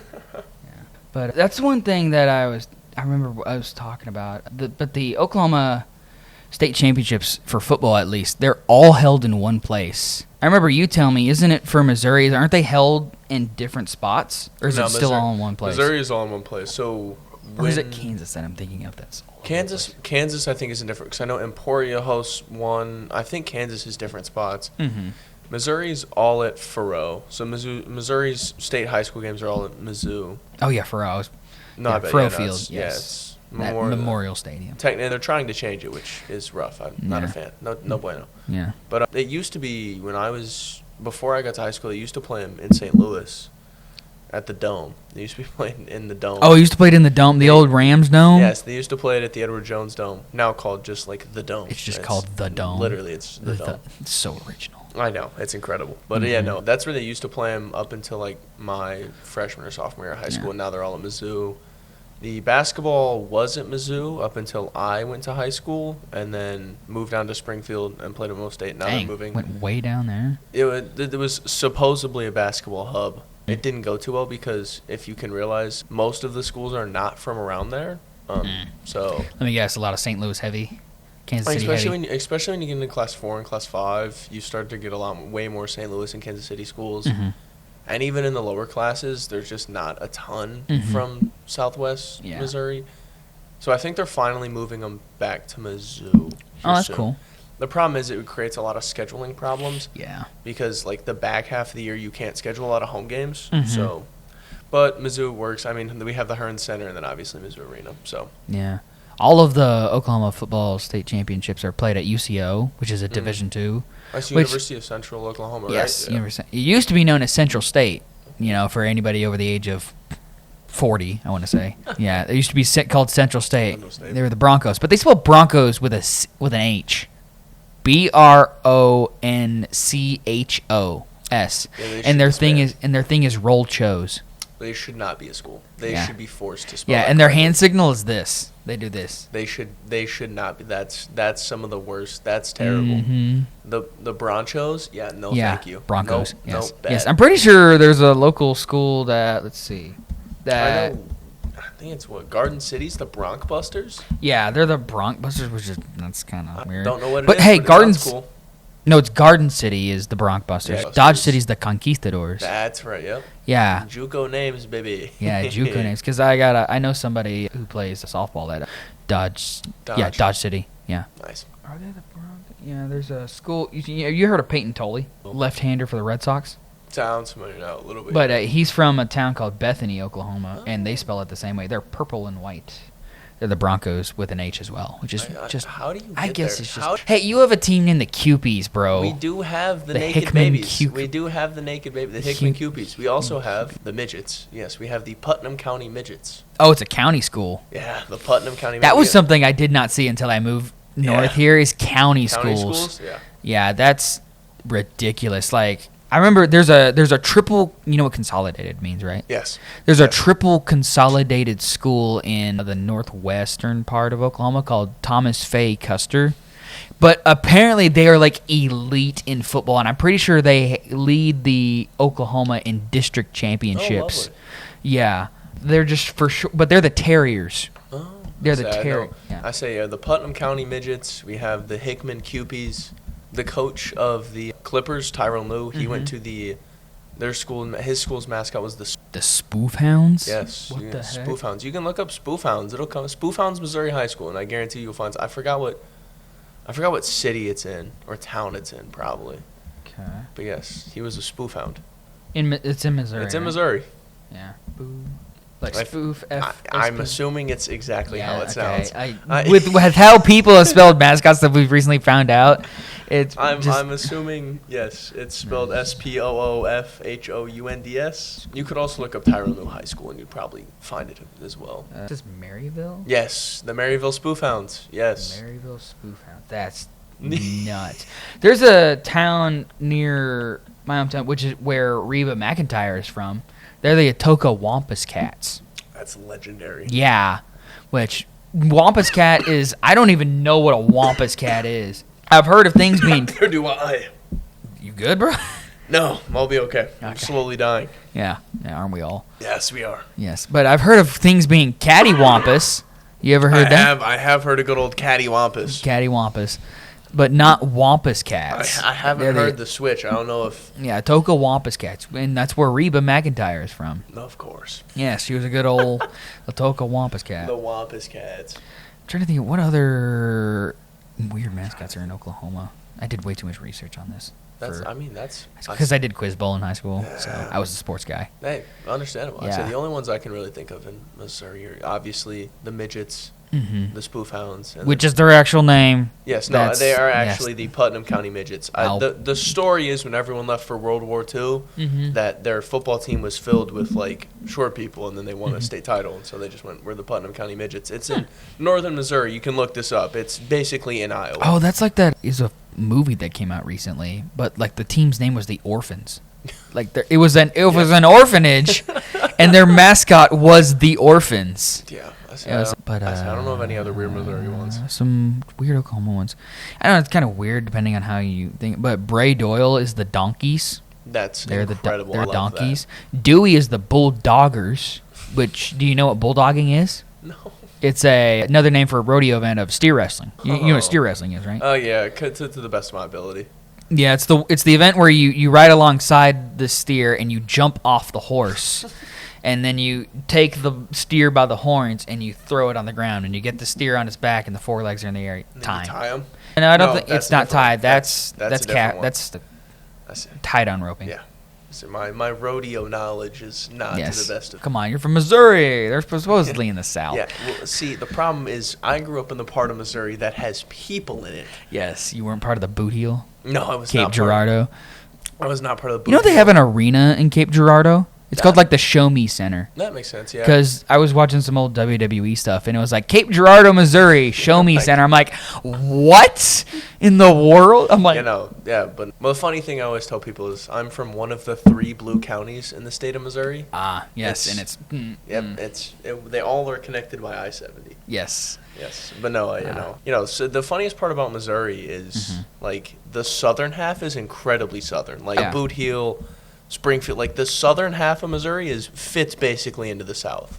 Oh, yeah. The middle part of Missouri and northern part is definitely more northern. Yeah, that's what people think about Oklahoma. Like, Nico still gives me tons of crap. I would consider Oklahoma the South. Maybe that's just because I'm from Missouri, but I would consider Oklahoma He does it more to get me on my nerves, but he's like, Oklahoma's not in the South. I'm like, it is in the South, bro. I would consider it South to me. You've ever been to Idabel, Oklahoma. You would know. Like, to me, Oklahoma is obviously South. Now, obviously, again, I'm from the middle of Missouri, so anything below I-70 is south to me, basically. There's some other mascots I remember here. Actually, this is a town I think you might have played in. I don't know if you traveled well with the McPherson JV team, but Alva. Remember? Have you ever been to Alva, Northwestern Oklahoma State? Yes. I remember. Alva's fun. I have a lot of stories from Alva. It's a great time. Really? Well, is it just for one game, like something that happened? Kind of. Yeah. Okay. My roommate Newt. I'm not throwing him under the bus here. He knows what happened at Northwest Oklahoma State. You know. Yeah. It might be genuinely. It's the worst place for him to pitch. Oh wait, yeah. Didn't he go there with the varsity team? So he went there with the varsity team his freshman year. Yeah, I remember what happened. Yes. Didn't go too well, and then me and him both went there our senior year. And as what? To pitch, because we went there for like a fall scrimmage. Yeah. Where Dyron also hit a ball 6,000 feet. Crazy. Oh yeah, ball travels there for some reason. Craziest home run I've ever seen. The ball peaked at the fence. It was going up. The craziest swing I've seen in my life. Yes. But yeah, Newt did not have the best day both times he went there. Yeah. I actually had a decently solid day when I went there my senior year. But the high school in Alva High School, they're the Gold Bugs. That's the gold.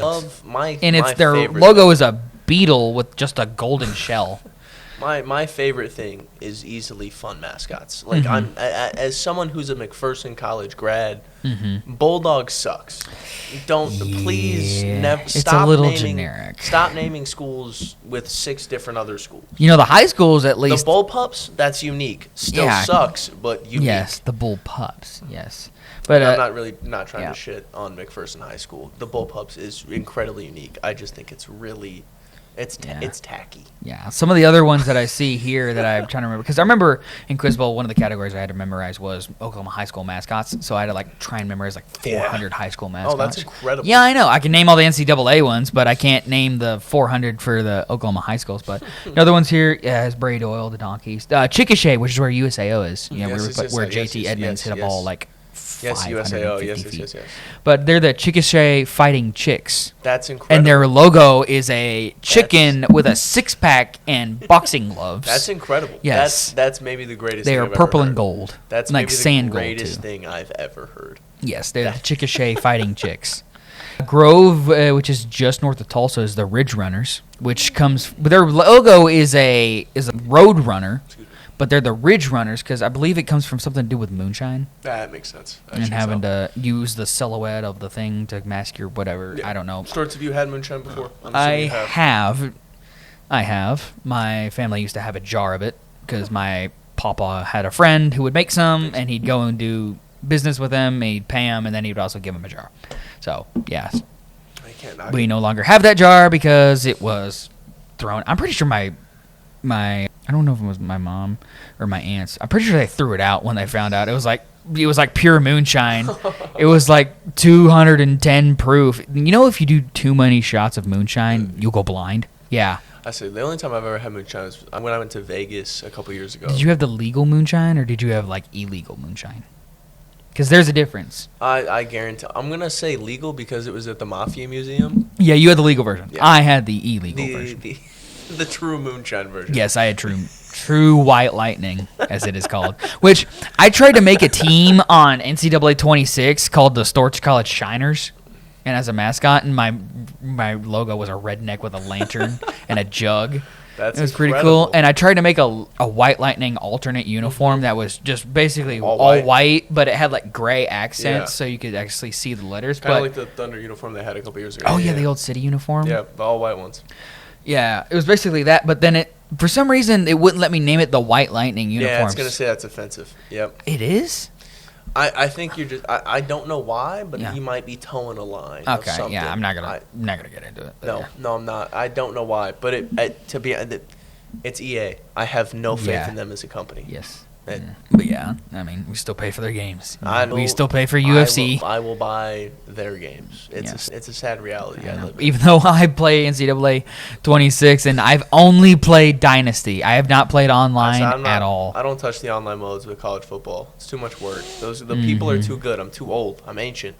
I know. I lost my Call of Duty skills, The good days are past me, so I'll play Dynasty and beat up on the computer. Yeah. I don't give myself an easy time for some reason. I put it on Heisman. I pick a crappy team. I try and run the ball, which I can't. I love running the ball. I don't like passing mainly because I throw 6 interceptions a game. That's what I did. I ran the Ohio State playbook back in the 2 yards in a cloud of dust. Yeah. I ran the Ohio State playbook because I realized back in 25 when they first came out with the new version. New game. Yeah, I ran the Ohio State playbook because it was the only one I could generate an offense on. I threw for like 650 yards as a cupcake team with like the lowest rated team that you can make with a team builder team. Mm-hmm. I threw for like 650 yards against New Mexico State, but I also had 6 interceptions. Hey, you know what? Sometimes. So then I changed to the Michigan playbook. I see. Sometimes you just gotta let that thing fly. Now I'm on the Iowa playbook in NCAA 26. Yeah. I ran that against Missouri in my first game because I'm doing a Missouri State rebuild right now. Oh, yeah. Go Bears. And y'all won in the most Missouri way ever. Yes, you scored a touchdown, kicked 2 field goals, and had a safety. And you won by 3 because I had to go for 2 twice on the 2 touchdowns I scored. Because for some reason, like I can play defense on this game, but you get below 2 minutes and every offense turns into the greatest show on turf. Oh yeah, they're locked in. Yes, it's crazy. The only reason I had the lead at one point against Mizzou is because the computer Bo Prabula on the first offensive drive in the game, because we got the ball first. First offensive drive in the game, throws a screen pass out to the wide receiver. We pick it off and return it for a pick 6, and then y'all proceed to go down the field for the next and take the lead, and it was like 15-7, and then it was like 3 minutes left, and I scored, and I was like, and then it was 12-15 because I had to go for 2. Go for 2. Had to go for 2 twice. tough one. Yeah, no, that sounds like about as Missouri football as I can get. I stupidly went for 2 the first time around. No, it's a problem there. I know. I'm glad I'm not a gambling man. Got to be bald. Yeah, I know. Not bald. I'm going bald anyway. You got to be bold. Got to be bold. That's the word I'm looking for. But Wrong vowel. Yes, I used to run in NCAA 25 just for fun. I used to run the Army playbook. No, legendary. Love it. If you can make it work, the triple option playbook is beautiful. Oh, it's money. It is beautiful. And people clown on it. I can't remember what. I think it was a Texas wide receiver, or might be in the NFL now. But he was an all-state quarterback in Texas just for running triple option because he could make the decisions and know when to pitch or not. I remember in one of my favorite movies, which I rewatched recently, We Are Marshall. Oh, I don't think I've ever seen We Are Marshall. You've never seen We Are Marshall? Dude, I'm not a big movie guy. Really? I kind of am a movie guy. I just don't watch them that much. Yeah.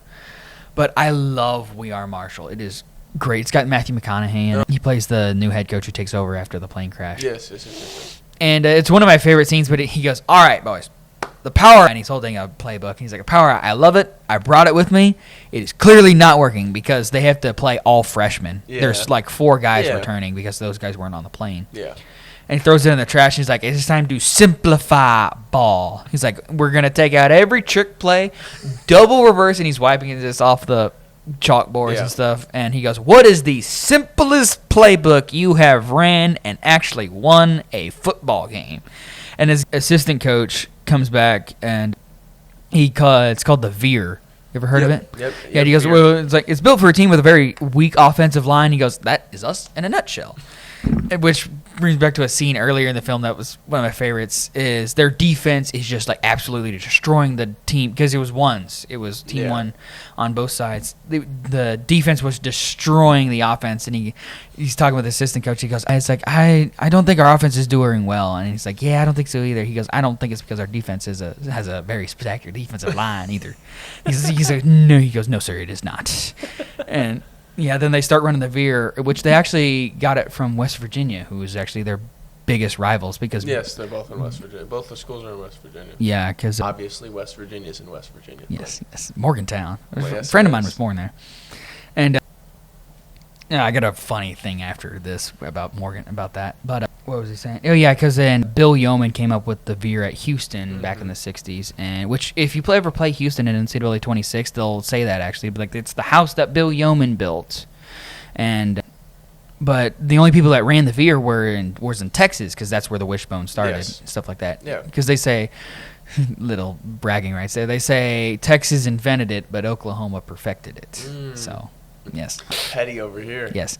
Horns down, always. I still hate that that's a penalty, but, we got suspended for that in high school because our rivals were the Longhorns as well, and our principal would suspend us if we did horns down. See, my thing is, how are you a school in Oklahoma with a Longhorn name? Exactly. I feel like that's... Exactly. Because, a Longhorn, it's not, as someone, I know Fort Hays is the type, but, a Tiger is a common name for that. It's Tigers. Longhorn, it is the South. Longhorn does feel. And we're South, but we're also West, so we're in cowboy culture. Yeah, Longhorn makes a little bit more sense. It makes more sense. But it's just love seeing the variation of Longhorn logos. The horns are just slightly more down or slightly more up. As someone in Missouri, the amount of Tiger logos you see that are either a different color, flipped maroon. Yes, it's either a different color or I think the closest. I forgot what school it was. There's one school that is the same. It's literally I think they pay the university because it's so similar. Yeah. But Mizzou also did sue a school in Minnesota for using our logo. Oh really? Yeah. That's crazy. It's really not that big a deal. But to finish my Marshall story, but then they learned the Veer from West Virginia because they weren't playing each other that year, and so West Virginia, as a kindness, gave them the tapes. And I can't remember who it was, but it was a legendary coach was at West Virginia at the time. I want to say it was Bobby Bowden, actually, the old Florida State head coach. Actually, I know he coached at Florida State. Head coach in Oh yeah, I was about to ask you about UFC. I saw some funny Dustin Poirier memes. Oh, my goat. And it was it's me when my son. It was Bobby Bowden. Yes, he patented the Veer offense. Played. Yes, and But yeah, just I love option offense, just flipping the ball, making the defensive side. Yeah, see, I have a deep disdain for the option offense because we played a school that only ran the option offense, and I'm not a big fan. Did they run like the Army style where it's wing bone, or did they run wishbone? I think it was more Army style. I really the flex bone offense. I really don't remember that much, but it's just so ass running no ball drills for 5 straight days. It sucks. I hated no ball drills. Hey, it's awful. It works though. It works. It works. And don't knock it till you try. I guess I can't knock it. It works. It's a good offense, but God, it's annoying to game plan against. It's like, all right, boys, there's gonna be a handoff left. It's like I remember seeing a meme. It was on because I follow a bunch of play design. Because that's one thing I love about football is the play design stuff. Cool. It's incredible. I have a kind of a hot take. I think basketball is more strategical because you got to use more with less. Because I love designing plays in basketball. It's like, oh, get the screen here, then you move this here, screen the screener.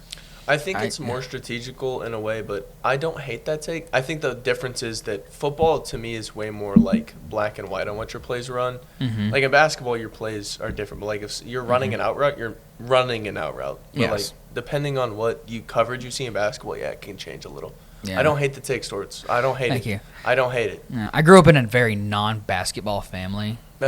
I loved playing it, but I was never good at it. The technical skill didn't come. Yeah, technical. Yeah, didn't I couldn't shoot.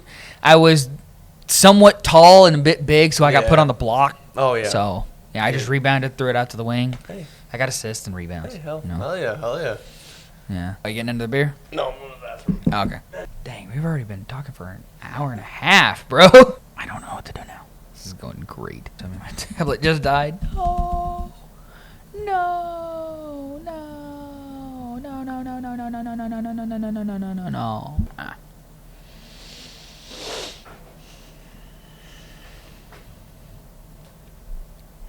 You know, I realize this podcast so far has been mainly sports centered.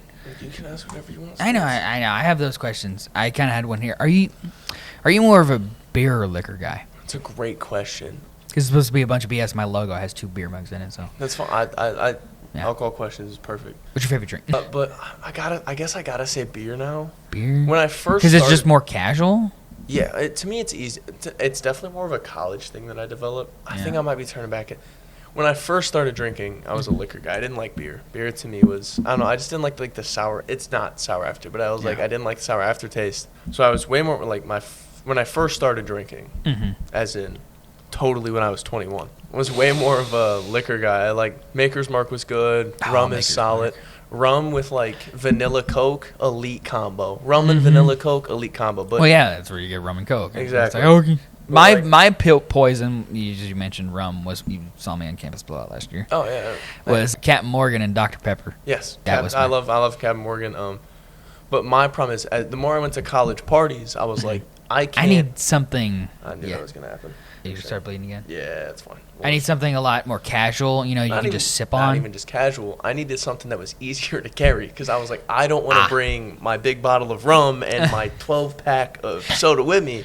And then I need ice and all that. And I was like, this problem solver is beer. I can just bring a 30 rack of beer and I'm chilling. So then that's when I started drinking beer. And now, I don't know, beer, I just not fell in love with beer, but I fell in love with beer. Yeah. Now beer to me is just easy and that's what I drink. I'll still drink liquor. Like, I know my dad, when he found Buffalo Trace for a decent price. So I have some Buffalo Trace still in my apartment. Yeah. But no, I say if you had to tell me to pick one, I'd probably pick beer because to me it's just easier to deal with. It's easier. No. Speaking of beer, it's a fun if you ever want to try it. So a couple days ago, me and my 2 other roommates, we got like 8 beers. I think it was a piece. Yeah, so like 8 tall boy cans. Yeah, and then we blind taste tested beer, not tasted, but like blind guessed beers. Yeah, I went a smooth 2 of 8. Carlos went 1 of 8. It's fine. It's all good. And then I think went 2 of 8 as well. It's tough. It's tough. Oh, that reminds me. Do you all have the big board set up for March Madness yet?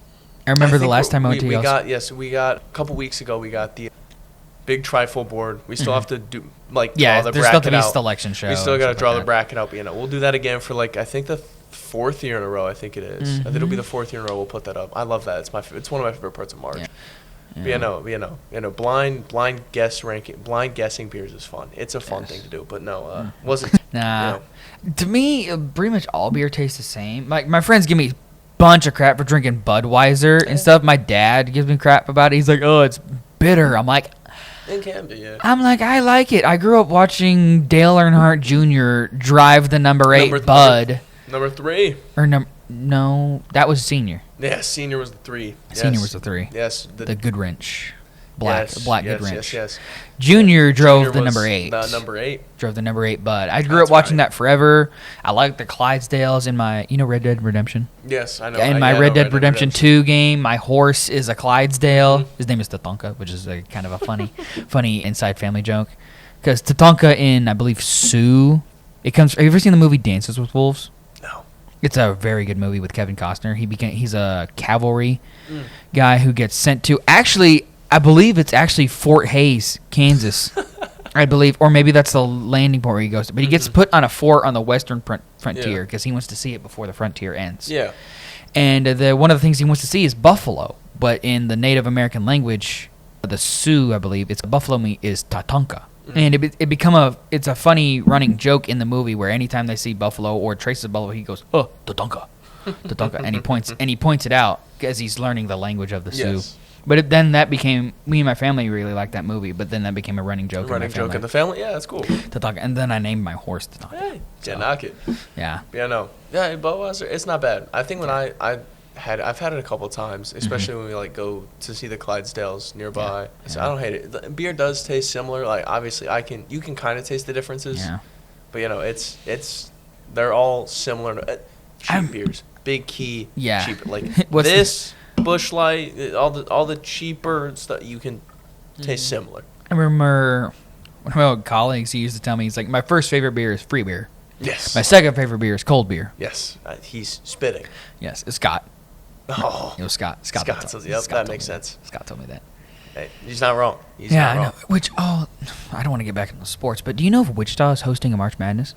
Wichita is not. I know. Didn't they last year? They did last year because I watched Mizzou lose in person in round 1. Oh, to Drake, right? Yes, they lost to Drake and Bennett Sturts. Yes. But Drake's in Iowa, correct? Yes, Des Moines. Des Moines is where they're sorry, I feel like I'm bringing up so many heartbreak moments for Mizzou. Hey, Sturts, I'm going to be honest, that's all we have. If you want to talk Mizzou sports, heartbreak is about all we've got going for us. So I know they're not one of the few teams that don't have no national championships in a team sport. We have a 1954 baseball. Really? We have won a College World Series, and our most successful basketball coach of all time was on that team.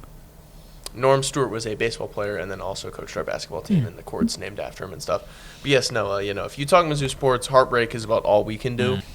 That's kind of what we're known for. But no, that was one moment of triumph, pure and joy. then we immediately the next week got our shit punched in by Oklahoma. Yeah. But no, Wichita doesn't have one this year. I know St. Louis does, and I know Oklahoma City has a first round game. Yeah. But isn't there a thing with the regionals? Like the local school can't go to that regional. Isn't it something with that? Possibly, I'm not super sure. Because then it would be home field advantage or something like that. I remember seeing a thing if Wichita State made the tournament last year, then they wouldn't be able to go to Wichita. I think it depends on, like I mentioned earlier with protected seeds. I think if you're 1 through 4, you go closest to you.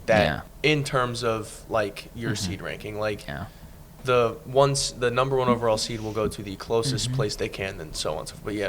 But probably something similar. I don't know which team will host the Oklahoma City Regional. Yeah. I'm assuming. Because what would that be, West? A West Regional? So the first round games don't matter your region. Oh, okay. So, it's just who's ever closest in there. Yeah. So, in reality, Oklahoma City could be the West region if... I think the latest one I saw, Houston was projected to play in Oklahoma City, and they could easily be in the West or South, or depending on where they are. Yeah. The first round games are just whichever teams are in reality closest. And then after that, you go to your regional sites, which I think is Chicago, D.C., Atlanta, Houston, and then somewhere out in the West Coast. All right, just checking something on the camera. No, you're good. Hour 43. Oh my gosh. No, no, I'm gonna cut this. I'm gonna have to split this into 2 parts. Hey, that's fine. I got plenty of time to talk. 9:45, and I gotta work tomorrow morning. Nice. It's We great. both got what, baseball, right? Yeah, 11 a.m. Yeah. I'm on play-by-play. Hell yeah, Storts. I actually got a lot more compliments on that than I thought. I say you get a lot. I got plenty last year. And I was like, you get a good amount. Yeah, the one I want to break out, hopefully, because the ball was not flying today. Yeah, one of the few rare Bulldog Park games where the wind's blowing in. But there was one home run, and it was by Avila. And it was like straight dead center, like Kyrell went straight back, which I didn't realize until this year. But our dead center is shorter than our 390s because we have the cookie cutter stadium with like the straight edges, so it makes the gaps larger. But so like dead center at Bulldog Park is like 380, 385, not 390 like the gaps are. But this guy, I mean, you could have taken a protractor and like it was straight like dead center. But it was the only run Avila had all game. I saw we won 6-1. Glad we got back in the win column. That's a big win for the boys. Pitchers don't get BP. Sadly, no. JV pitchers do, though. We do. We got the shutout. We got the shutout against Southwestern in the first game. I saw we got pitcher beeps. Twice, because we did it against Tabor and then Bethany, right? And then Bethany, yes. Part of that doubleheader, which playing back-to-back doubleheaders, that was exhausting. No. But hey, I signed up for it. Wouldn't want to do it. Anything else? No. Sorry for another break. I'm getting my next beer. So. You're good, fella. Get another beer. Yeah, now that you mention it, I love my fridge too. You know, it's got yogurt, butter, and milk. You know, the essentials of college life because I cook a crap ton of macaroni cheese and hamburger helper. Hey, I can't knock that. Love it. What you looking up? The Thunder score. They're only down 9 now. Okay. Yeah. That's all I was doing. Alrighty. Oh, you're fine. No. If you want to move away from sports, happily, I will talk about anything. Okay. I don't want to be that guy because I was that guy in high school. I was the baseball guy in high school but I just, it's supposed to be a bunch of BS, which is a play on, your name? Yes, my name and, the old saying, bunch of bullshit, Yeah. So, like, I have a bunch of... Go away, big fella. Let's say, these are, like, rapid-fire questions. That's fine. I'll answer them. Let's see. Morning or night? Night. I'm way more of a night person. Night owl? Oh, much more of a night owl. I think it comes from my mom. She likes... now, she will nap throughout the day, but... way more of a that was an argument me and my friends... Stupid, calf arguments that we get those into. Those are legendary. The nap you call like midday, do you call that a power nap?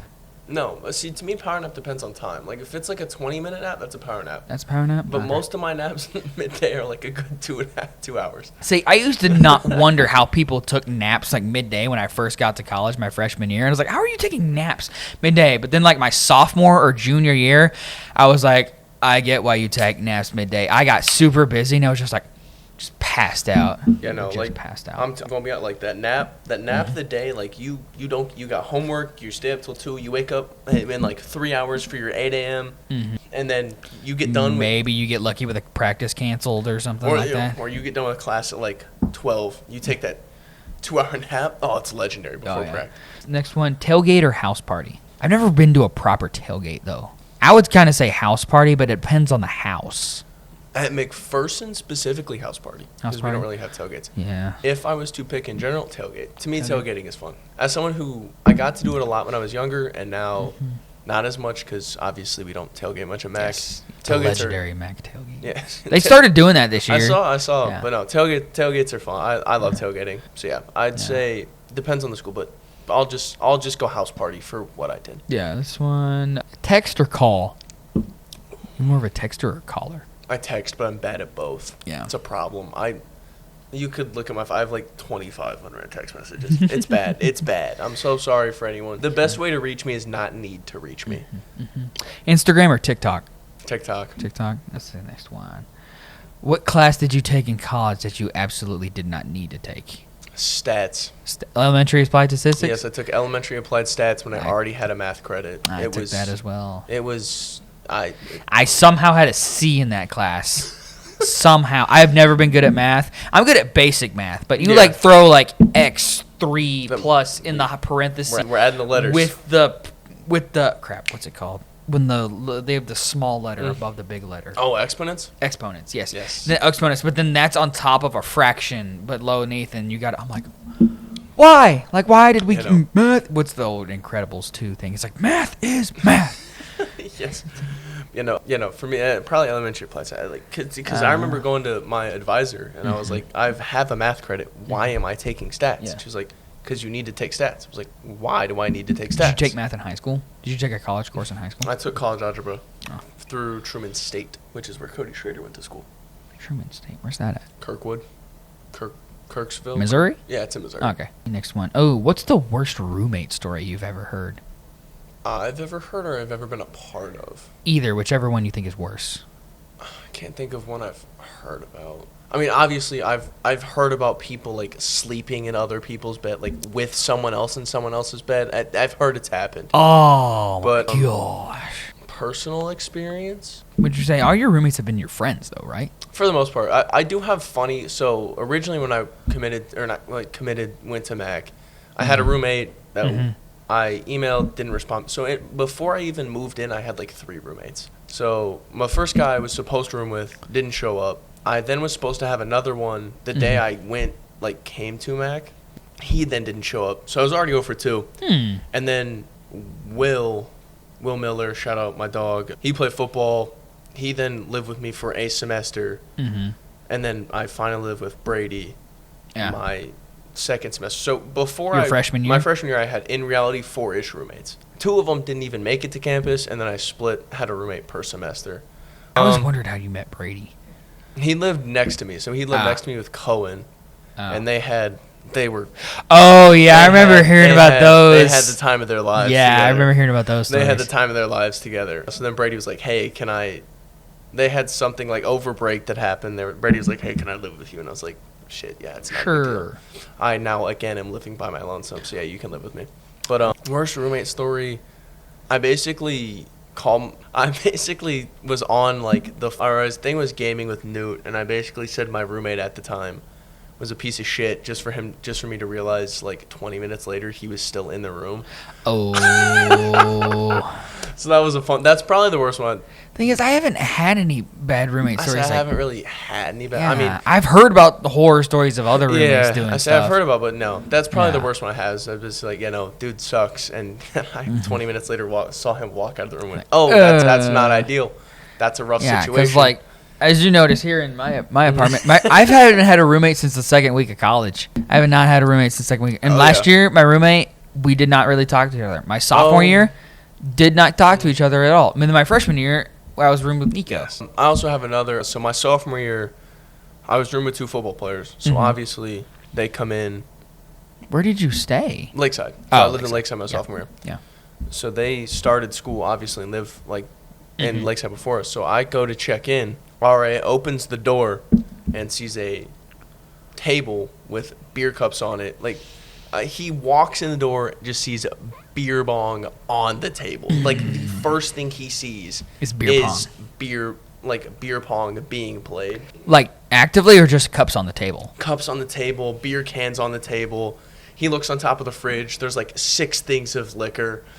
And he was like, I'm assuming this isn't. I went, no, sir. It's not me. I don't have my key yet. And he goes, that's okay. And I was like, Are you allowed to have alcohol at Lakeside? No, we weren't, because none of us were 21 yet. Yeah. Because it was our sophomore year, and that was when we were dry camp. You get some pretty old 21-year-olds now. I'm aware of the 8th year seniors. But yeah, no, and he's like, that's not a big deal. There's also a roommate who was trying to drill back a projector at 4 a.m. That happened, but no, for the most part. What to a projector? So our sophomore year, again, at Lakeside, we had a projector on top of a shelf we got at fucking Ace Hardware. As in, we bought a wood plank and 2 fucking holders. And the motherfucker knocked it off because he was trying to plug in his Xbox or some shit. And it fell, and me and Newt both passed the fuck out. We just hear in the room just, kung, kung, kung, kung, kung, kung, kung, kung, kung. We were like, That's weird at 2 a.m. We're like, you know what, not a big deal. Maybe it's someone else. Next thing, boom, boom, boom, boom, boom, boom, boom, boom, boom. We're like, okay, this shit has to fucking stop. We walk out to see our roommate at the time currently trying to hammer in screws. Hammer in screws? We were watching a motherfucker trying to hammer in screws into our wall. And that's when it was like, give me this fucking shit. Let me take this shit over. And then we finally figured out, got to sit back to the game, went back to bed. But I was like, no way. I'm watching this shit happen at fucking 4 a.m. But no, I all my roommates love every single one of you. If you watch it, love all my dogs. So that's why we didn't use names, but dogs. Yeah. Here's this next one. You've kind of named a couple based on Mizzou sports, but it's like, what's a hill you're willing to die on? Doesn't have to be sports related. Hill I'm willing to die on. Or maybe not that far, but like. That's a fun one. The problem is I can't think of any at the present. I know. I always hate that. You get asked a question and you just go blank. Ooh. If you can't think of one, the next one I have is, what do you think is the most overrated food? Overrated food. For me, it's pizza. I love pizza, but I've had plenty of terrible pizzas. That's fair. Hill I'm willing to die on? I'll see if maybe I'll come back to that. If I can think of something. And then most overrated food? Stuart, you're asking some good questions. And I'm now 3.5 deep. If you say Brahms burger, I'm going to... Brahms is good. Brahms is good. Damn. Let me do another question. Like burgers, burritos, enchiladas, lasagna, pizza. I'm because I don't like them and I think they're terrible. Beans. Beans? Yes, dude. There are two smells in this world that will make me throw up. It's spoiled milk and beans. I don't know what it is, but the smell of beans makes me throw up. This is just a personal vendetta. I'm gonna be honest. Beans probably aren't that bad. I'm just gonna say they're fucking I don't see how they look good. Like, I had an English teacher in high school who was from... I was about to say from England. She's from beans on toast. She's from Great Britain. We legit asked her, like, did you eat beans on toast? She's like, yeah, it's amazing. I just think they're shit. Oh, I hate I just beans. think beans fucking I got growing up, I got corn and green beans is what I grew up with, and now I do not eat those. I hate corn and green beans. And funny, I live in the Midwest now. See, I can fuck with corn and green beans. I just can't fuck with beans. To me, are dog shit. Yeah. I'm so sorry. Especially like baked beans and like Bush's baked beans, pinto beans. Oh my god, beans are fucking terrible. Whatever anyone's beans fucking suck. I'm deeply sorry to anyone who enjoys them. But no, I just can't get over the texture. How they're like soft and hard at the same time. Like it's like texture, before I bite them, they're like harder and like they're firm, and then I bite them and now they're soft. And I don't. If you don't know what you are, I'm sorry, I don't. See, that's me with like coconut. I love the flavor of coconut, but like the consistency and like what coconut is like, fair. It's just weird. Yep. Oh, this one kind of gets in a little far, but it's like, what do you think is an instant red flag in a person? For me, it's not for someone not being able to admit that they were wrong. Ooh, I like that one. That's a good one. Because people will always think they're right. Piss me off, bro. I think along the same lines, it's like saying sorry for stuff. Like I apologize way too much. Yeah. But I like if you can't. It's also like admitting you're wrong. But like if you're like nah. If you can't say sorry, be like, fuck, my bad. One honorable mention I think is like one-upsmanship. Ooh, yes. People who one-up other people. I can agree with that one. I'm like, dude, just let someone have their joy. Yeah, have their moment. Have their little win. We don't need to take. Yeah, no, I fully agree. Like I said, you don't need to take the big dog's moment. Yeah, and I guarantee you, I do that way too much. I'm gonna be so real. I probably do that way too often. Yeah, I mean, I'm pretty sure I've done it, but I don't know how. I don't know if I do it often. I don't get told about it. But granted, that's one thing about it nowadays is people don't tell people shit. You know, they're like people don't call each other out. Let me say it like that. I agree with that too. People don't call each other out. You know, but yeah, no. See. I agree. I agree with you there, Storts. You're on the right track there. Yeah.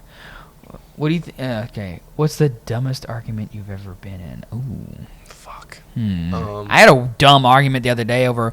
Okay, you know the thing that you use to fill up water between softball and baseball field out at Bulldog Park?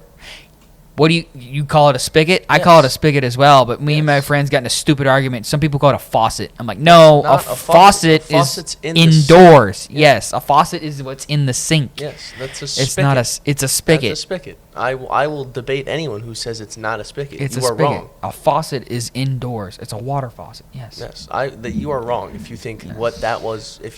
Now, mind you, it's like from a fucking well. It's outside and it sprays at 6,000 psi. It's funny how some people don't think. Like, I was surprised some of my friends at the calf earlier today. My grandpa's house he lived in before he passed away, he got his water from a well, and my friends were like, "What?" I'm like, "Wells still exist, people." Like, It was some of the best water I've ever drank too. I bet, straight from like, and people always think that you ever drink hose water? Yes, I have. Yes, hose water. Love some good hose water. Amazing. Except for if you live in Sulphur, Oklahoma. Yeah.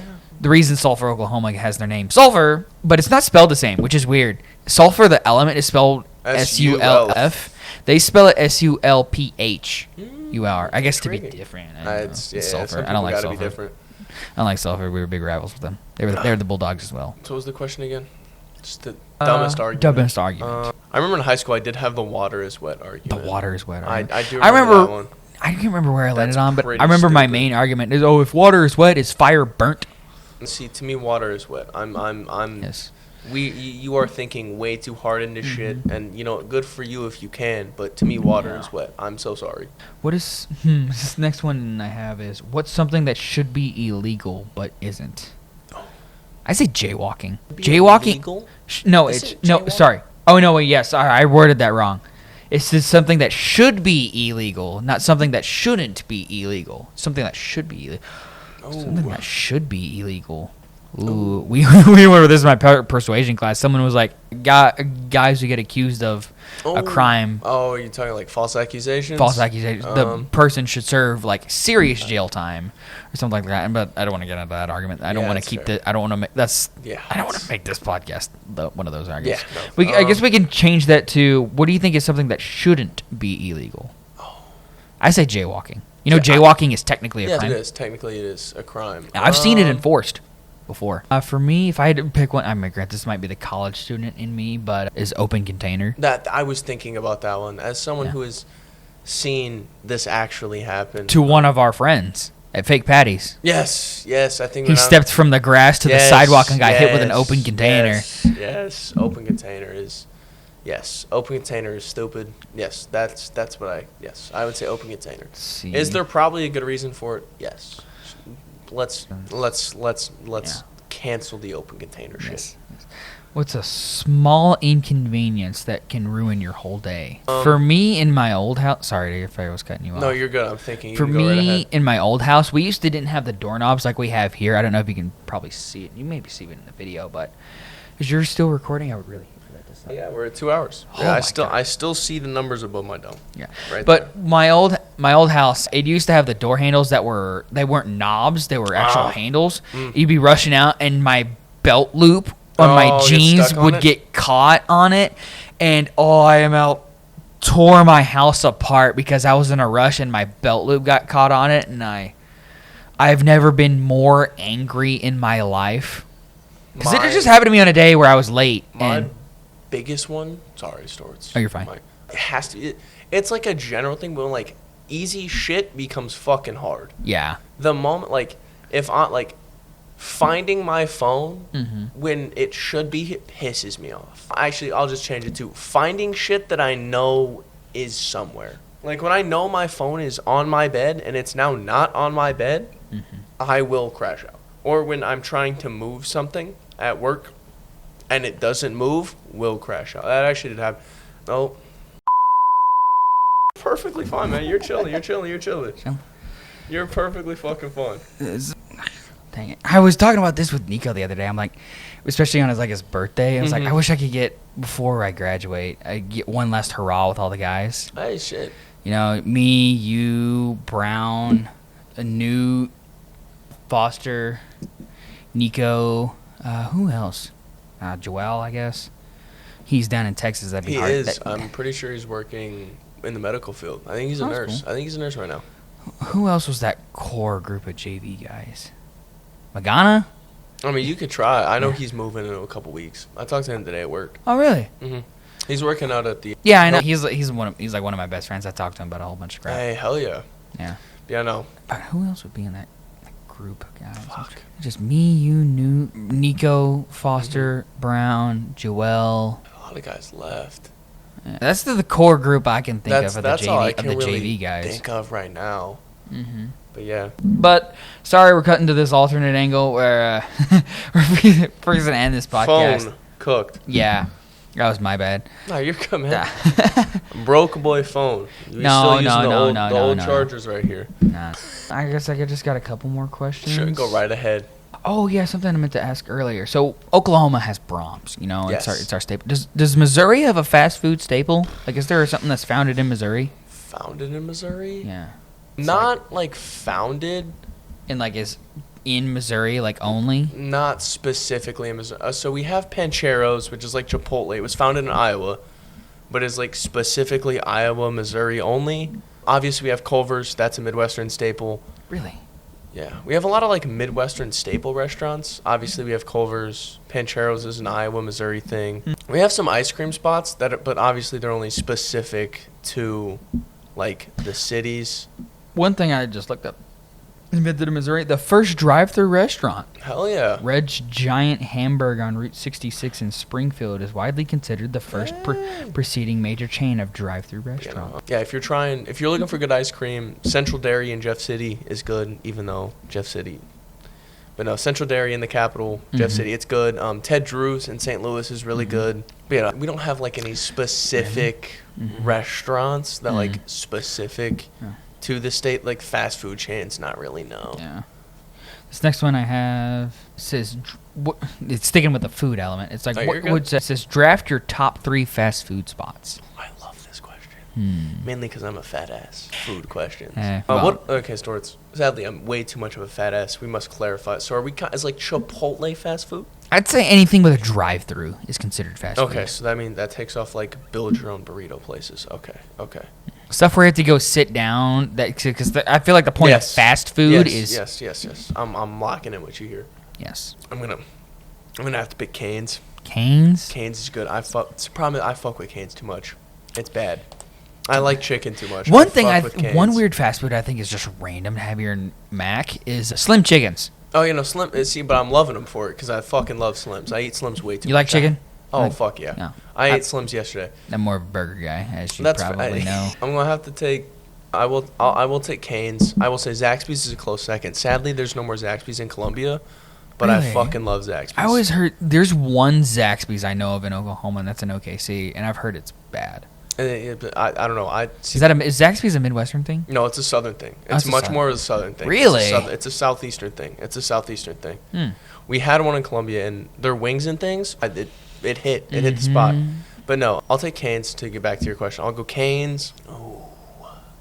Problem is I only am thinking about current like McPherson restaurants, and I realize I have to expand my horizon. You get like Wingstop in there. Fuck, Wingstop's good. I'll take old reliable McDonald's. I know it's not like I say McDick's as I call it. It's not. That's what everybody calls it here. It's not like the peak, but like it's such a good state. Their app. Also, please download their app. The deals hit crazy. The deals are incredible. I have this. If I'm ever in an emergency for food, there's a $6 meal that I love getting there. It's 2 like of the small burgers, a medium fry, and a medium drink for $6. Yeah, it's. The McDonald's app is the savior of life. I have a story about my goated McDonald's app, and after I finish my pick number 3, but we'll go Cane's, McDonald's. So I feel like I gotta go like a burger spot here. You don't have to. I mean, no, I say Domino's is considered fast food. Yeah, I love Domino's. Domino's is incredible. Domino's is actually it's way better than Pizza Hut. I agree. Domino's fucking smacks. Yes, primarily because it's one of the only places in Mac that's open till 1 a.m. Yes.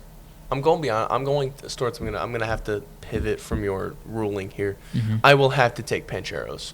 It's like Chipotle, but it's like, it's basically the same as Chipotle, but it hits every time. I have to get Chipotle when I go home. I thought about but no, I'll go Cane's, McDick's, and then I'll go Pancheros, which for people who don't know is like Chipotle, but to me it's better. Judge me. My big one is, I'm going to say my first one, the one I get home, when I go home, is Whataburger. Yes, I thought about Whataburger, but love Whataburger. I only have one in KC, so like unless because of Mahomes. Yeah, exactly. So like unless I'm going through Whataburger's incredible, but like I don't eat enough for me to like put it on my list. Oh, that's my problem. It's good. It's incredible. It's incredible. Best burgers ever. Then the second one I go, this one might be a little more niche, because I realize some people have not heard of it, but you ever heard of Taco Bueno? I have heard of Taco Bueno. I have. There's one in Ardmore, and I see one in a couple of cities sometimes. I didn't realize it's not a big thing. But Taco Bueno, to me, is so much better than Taco Bell. Yep. I absolutely love it. My third spot now, when I go to Taco Bueno, I get their nachos. I get chips, cheese. I just make meat nachos, and it's the cheese. The queso from Taco Bueno is elite. Fuck, I'm hungry now. Absolutely elite. I know. All right, so let's pick number 3. Number 3, I can't decide between Brahms or Freddy's. Because I love Brahms fries. No, their fries are incredible. And Brahms their ice cream. Incredible. But I love Freddy's burgers. Like Freddy, if you get a really good steak burger, it gets over a Brahms burger. But if you get a crappy steak burger, then Brahms is better than that. It's kind of like Brahms is good at being. They're consistent. They're consistently good. I know what I'm getting with Brahms. Like they're at least always a 6. I know what I'm getting with Brahms. With Freddy's, it's either like you can have some 8s, some 9s, maybe a 10. But you also got the chance of but then you get I've had a 1 or 2 because I've had some Freddy's where they'll give me because I will admit I'm kind of picky. I am very picky when it comes to eating, and I get my burgers plain. Because to me, I guess this is kind of a hot take here late in this podcast. One of my hot takes is if your food can't be good basic, then I don't think it's going to be good when you add stuff to it. That's fair. Because like when I get pizza, I get cheese pizza. I can see the opinion. If your food is not good at its most basic format, that's fair. That's fair. Because like when I get a cheeseburger, I get meat, cheese, bread only. That's fair. I love it. It tastes nothing more American than just fucking red meat. So I don't like cussing on air, but that's fair. Yeah. That's fair. I understand. But like Brahms, like you said, yes, it's consistent. I consistently have good Brahms burgers, but I've had 1s and 2s of Freddy's burgers because sometimes I've ordered and they'll just do meat only, like no cheese. It's just bread and buns, and I'm like, bro, I said plain, not dry, and it's just That's fair. Gosh, yeah, no. It's just no. So the McDonald's story. So my house used to be like a minute from my high school. So when we were my junior year of high school, me and my 2 other friends that were on the basketball team, we'd have film. So since we shared the gym with our women's team, we would have like film at like 5 and then practice at like 5:30. Yeah. So we would get off school at 3:15. We would go to McDonald's and get food. So for like a month straight, they had the 2 for $5, which was like you could get 10 nuggets, a McDouble, and then that was like the 2 for $5. So we would go to the app and get the $1.10 large fry. It was like any size fries for $1.30 now, I think is what it is. But like back then it was like $1.10.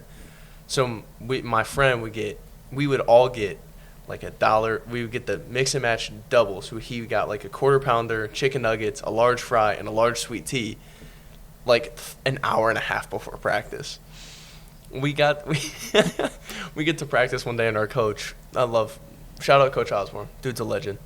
But he goes, my friend mentioned some shit, and he was like, yeah, no, I had all this food before, and he goes, Doug, how the fuck are you functionally practicing? He was like, I have no idea. It was crazy. We ate so much food. And he actually played. Dude was the craziest athlete I think I've ever seen. But he would play. He'd be like, dog, we ran like sprints or some shit. And our coach was like, dog, and my friend mentioned, I had a quarter pounder and a 10-piece with a large fry and a large sweet tea. And the coach was like, oh my, how the fuck are you alive? Gosh. How are you before sprints? Yeah, it was like before our full blown basketball practice. Just like, running suicides. Yeah, he was like, Doug, how the fuck are you alive? And he's like, I don't know, dude. I made the mistake of and I've kept this mantra to this day. There was one time I ate Mexican food before a baseball game in the summer in Oklahoma. Bad choice. Yeah, and I have never eaten Mexican food before a game since then. It's a bad idea. I was in like the middle of right field, and I was like, I wanted to throw up and crap myself at the same time. The Storms are struggling out in right field. I was like, oh. Luckily, the game ended in a run rule because we got run ruled, and it was the only. I mean, I hate losing, but that was one of the more times I was like, all right, I'm glad this game got over with. Oh yeah. Oh yeah. Yeah, and it's just struggling in the outfield. Just oh boy, it's one of the more funnier moments, but like. I understand, man. Oh my gosh. Well. Sorts, we got anything else on there? I have 50 questions, but shit. not for you. I'm not going to ask all of them at one time. We should random number generate one question. Just one question. 1 out of 50. See what we come up with. Random. And then that can be our last Poirier, question. The greatest UFC fighter of all time. Biased answer, yes. Incredibly biased answer, yes. That's the one thing that the UFC and boxing does really well nowadays, before we get to this last question, is nicknames. Oh, yes. I love nicknames in sports. Yes. Like Johnny Bench, one of my favorite athletes of all time, even though he was retired like 20 years before I was born. His nickname was the General. And like, let's see, now I'm blanking on nicknames. But like, Derek Jeter was the Captain. The Captain. You know, and the round mound of rebound. Yes, the Charles Barkley. Black Mamba. Yes, Kobe Bryant. It's a good one. Didn't they call Michael Jordan Black Jesus? I have no idea. They called him like Black Cat or like Black Jesus. That makes a lot of sense. He was doing yeah, the legend. I remember watching it in the, what was that documentary? The Last Dance. Last Dance. Yes. Yes. Which you got to see some of my mom and dad's college in that one because of Dennis Rodman. They had footage of him playing at Southeastern Oklahoma State. Which is still the most random thing ever. I'm pretty sure my dad or my dad's friend stayed in the dorm that Dennis Rodman stayed in. Not with him, but in the same dorm. Same dorm that he was in. Same dorm. And they tried to when Southeastern got a new gym, they tried to name the arena after Dennis Rodman. They were going to call it the Dennis Rodman Arena, but then exactly a role model. But I think some stuff happened around that time with Dennis Rodman, so then they named it after the winningest coach in Southeastern history, which is Bloomer Sullivan. Oh, go for Bloomer. Yes, which that's a heck of a name. I don't know if that's his real name, but Bloomer Sullivan. But cool thing about Southeastern, because one of my good friends, Brett, he's from Durant or Durant. Durant. I remember. Oh, trust me, I remember that controversy. Yeah, I remember. Yeah, I had this argument with you and. Oh, I remember that one. Some other people because I used to say Durant. And they're like, it's Durant. I'm like, oh, it's Durant. My mom and dad have known people who spell Durant with Doorant. I'm like, no, but yes, you may say it that way. To the people in Durant, Oklahoma, trust me, I'm well aware of this controversy. Do you remember they tried to name it damn town? They tried to rename the town. They tried to rename it to Westbrook. That was so funny. So they tried to rename the town. Yeah. I'm well aware of the Durant. It's Durant. It's not Durant. But it's Durant. One of the funny names for Southeastern College is South Easy. Because they say it's that's the nickname that East Central, which is the big rivalry between two schools. Yes, the nickname for Southeastern is South Easy because they say it's easy to get into, and then the nickname for South Central. What? South Central. I have no idea what it is. Sorry, the other school in the other school in East Central, which is actually where CJ transferred in from. Hell yeah! Yeah, he actually knows a guy I grew up with that when he played at CJ. And CJ inadvertently has 200 videos of me on his phone because I caught my friend who he played with bullpens in the offseason back when I used to be a catcher. That's what it's called. And so he was like, when we realized that one day, he was like, wait, he's like, did you catch his bullpens? I'm like, yeah, and he shows me video. He has like 200 videos of me catching and hitting live off of his friend. Yeah. But the nickname for ECU, East Central University, is Easy Credit University. Yeah. So, which is where my aunt graduated from, but my parents graduated from Southeastern. So, but yeah, so random number generator. Let's see, question number 28. Let's see. No way we've gone through this one.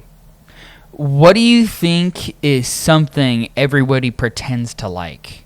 Oh, it's a fun question. My hot take, I feel like it's going to be very controversial, is people pretending that everybody's baby is cute.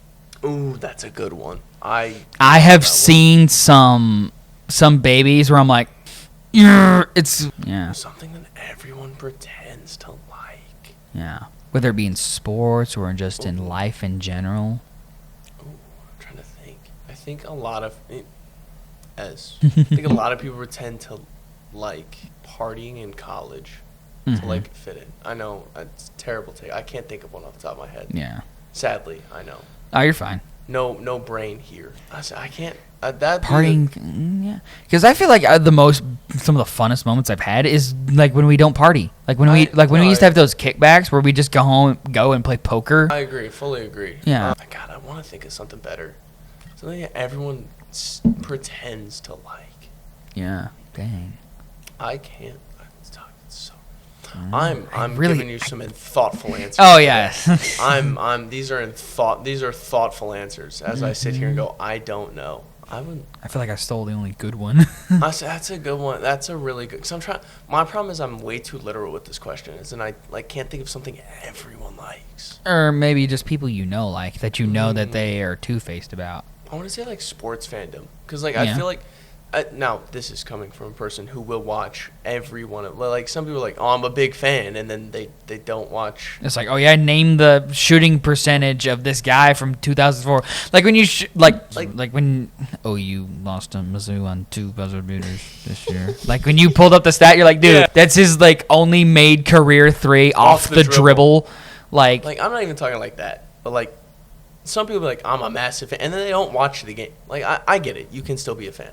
Like you can still be a fan. Yes, like that's your opinion. I don't tune into every Leicester City game, but I also don't claim I'm a big fan. You don't watch every Marlins game. No, I don't watch every Rangers game. But like the people be like, yeah, I'm not, and then their team starts losing and they stop watching. Yeah. You are now. Oh, fair weather fans. I can't consider you like this. Yes. Fan. Like I watched my Rangers go like 69 and like whatever the. I tuned into Mizzou setting the third ever SEC team to not win a conference game. Yes, I tuned into those games.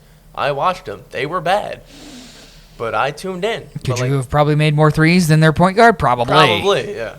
But like to me, like there's like some people like, oh, I'm a fan. Yeah. But no, I don't have a super incredible good take. You took a really good one there. I know. You had a good take there, Storts. I agree with you there. Thank you so much. Well, I feel that's gonna be the end of this one. Sorry for the little cut there at the end, but hey, we'll do our best next time. I actually got a lot of people lined up for this. Enya wants to come on the podcast. Enya, Melissa, you know Melissa? Yes, Rogers. Yes. And Kaylee Stagora.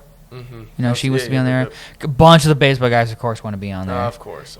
Bunch of the baseball guys want. I want to get Peyton McGon on here one time. That'll be he'll have some takes. Peyton McGon. He'll have some opinions. Peyton McGon will be a doozy. Yes, that'll be amazing. So I'm gonna change my opinion. People that they think they like. What was the question again? What is something you think people pretend to like? I'm sorry, I'm fucking up your outro. You're fine. The UFC. I think people pretend to like it because they watch highlights and then. It's like, oh yeah, show me what a Darce choke is. Not even just that. They start to wrestle and people immediately start getting mad. So yes, the UFC. Like, no, the ground is part of the game. This isn't boxing. Yes. You know. Granted, I love boxing as well. Yes. That's one thing. Also, we talked about earlier is I love the nicknames. Nicknames are incredible. I can't remember what was his name. Sugar Ray Leonard. Yes. But some guy who fought him a million times. He's like, I fought him so many times I about had diabetes. I'm like, that's a great quote. Yes, that's incredible. Smoking Joe Frazier. Sorry for messing up the outro, but yes, the UFC people pretend to like it because they see highlights and it's cool. I will not shame fans, but they're like, oh, I just want to see guys bleed. But sometimes stand and bang. Yeah. Sometimes the technical fights and the ground game is cool, but again, yes. Like with what was it when we last year? It was Sugar Sean and he got. What was that Eastern European guy he fought? Merab. Wait, I'm gonna have to be way more specific on that. It's Merab Dvalishvili. Yeah, he's Georgian. Yes. Central Eastern European would count. Yes.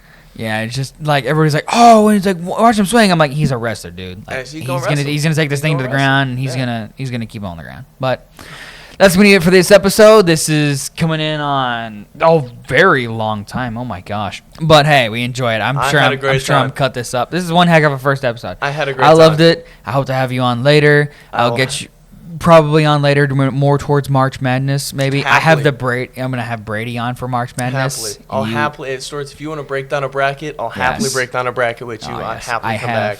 Yes, I love it. March Madness is amazing. I have a bunch of rage baiting questions for Brady. I love that for you. Please rage bait Brady Kaplan. Because it's all about like Kansas not doing good and stuff. And I'm like, so my first question for him, I've already prepared, is about Darren Peterson. Fantastic. It's like, so Darren Peterson, what do you think? I love that. Yeah. DNP as they call it. So screw Kansas. Terrible university, terrible organization. Like nothing about them. All right, thank you for tuning in. We'll catch you later. This has been a bunch of BS with Blake Storts. See you later.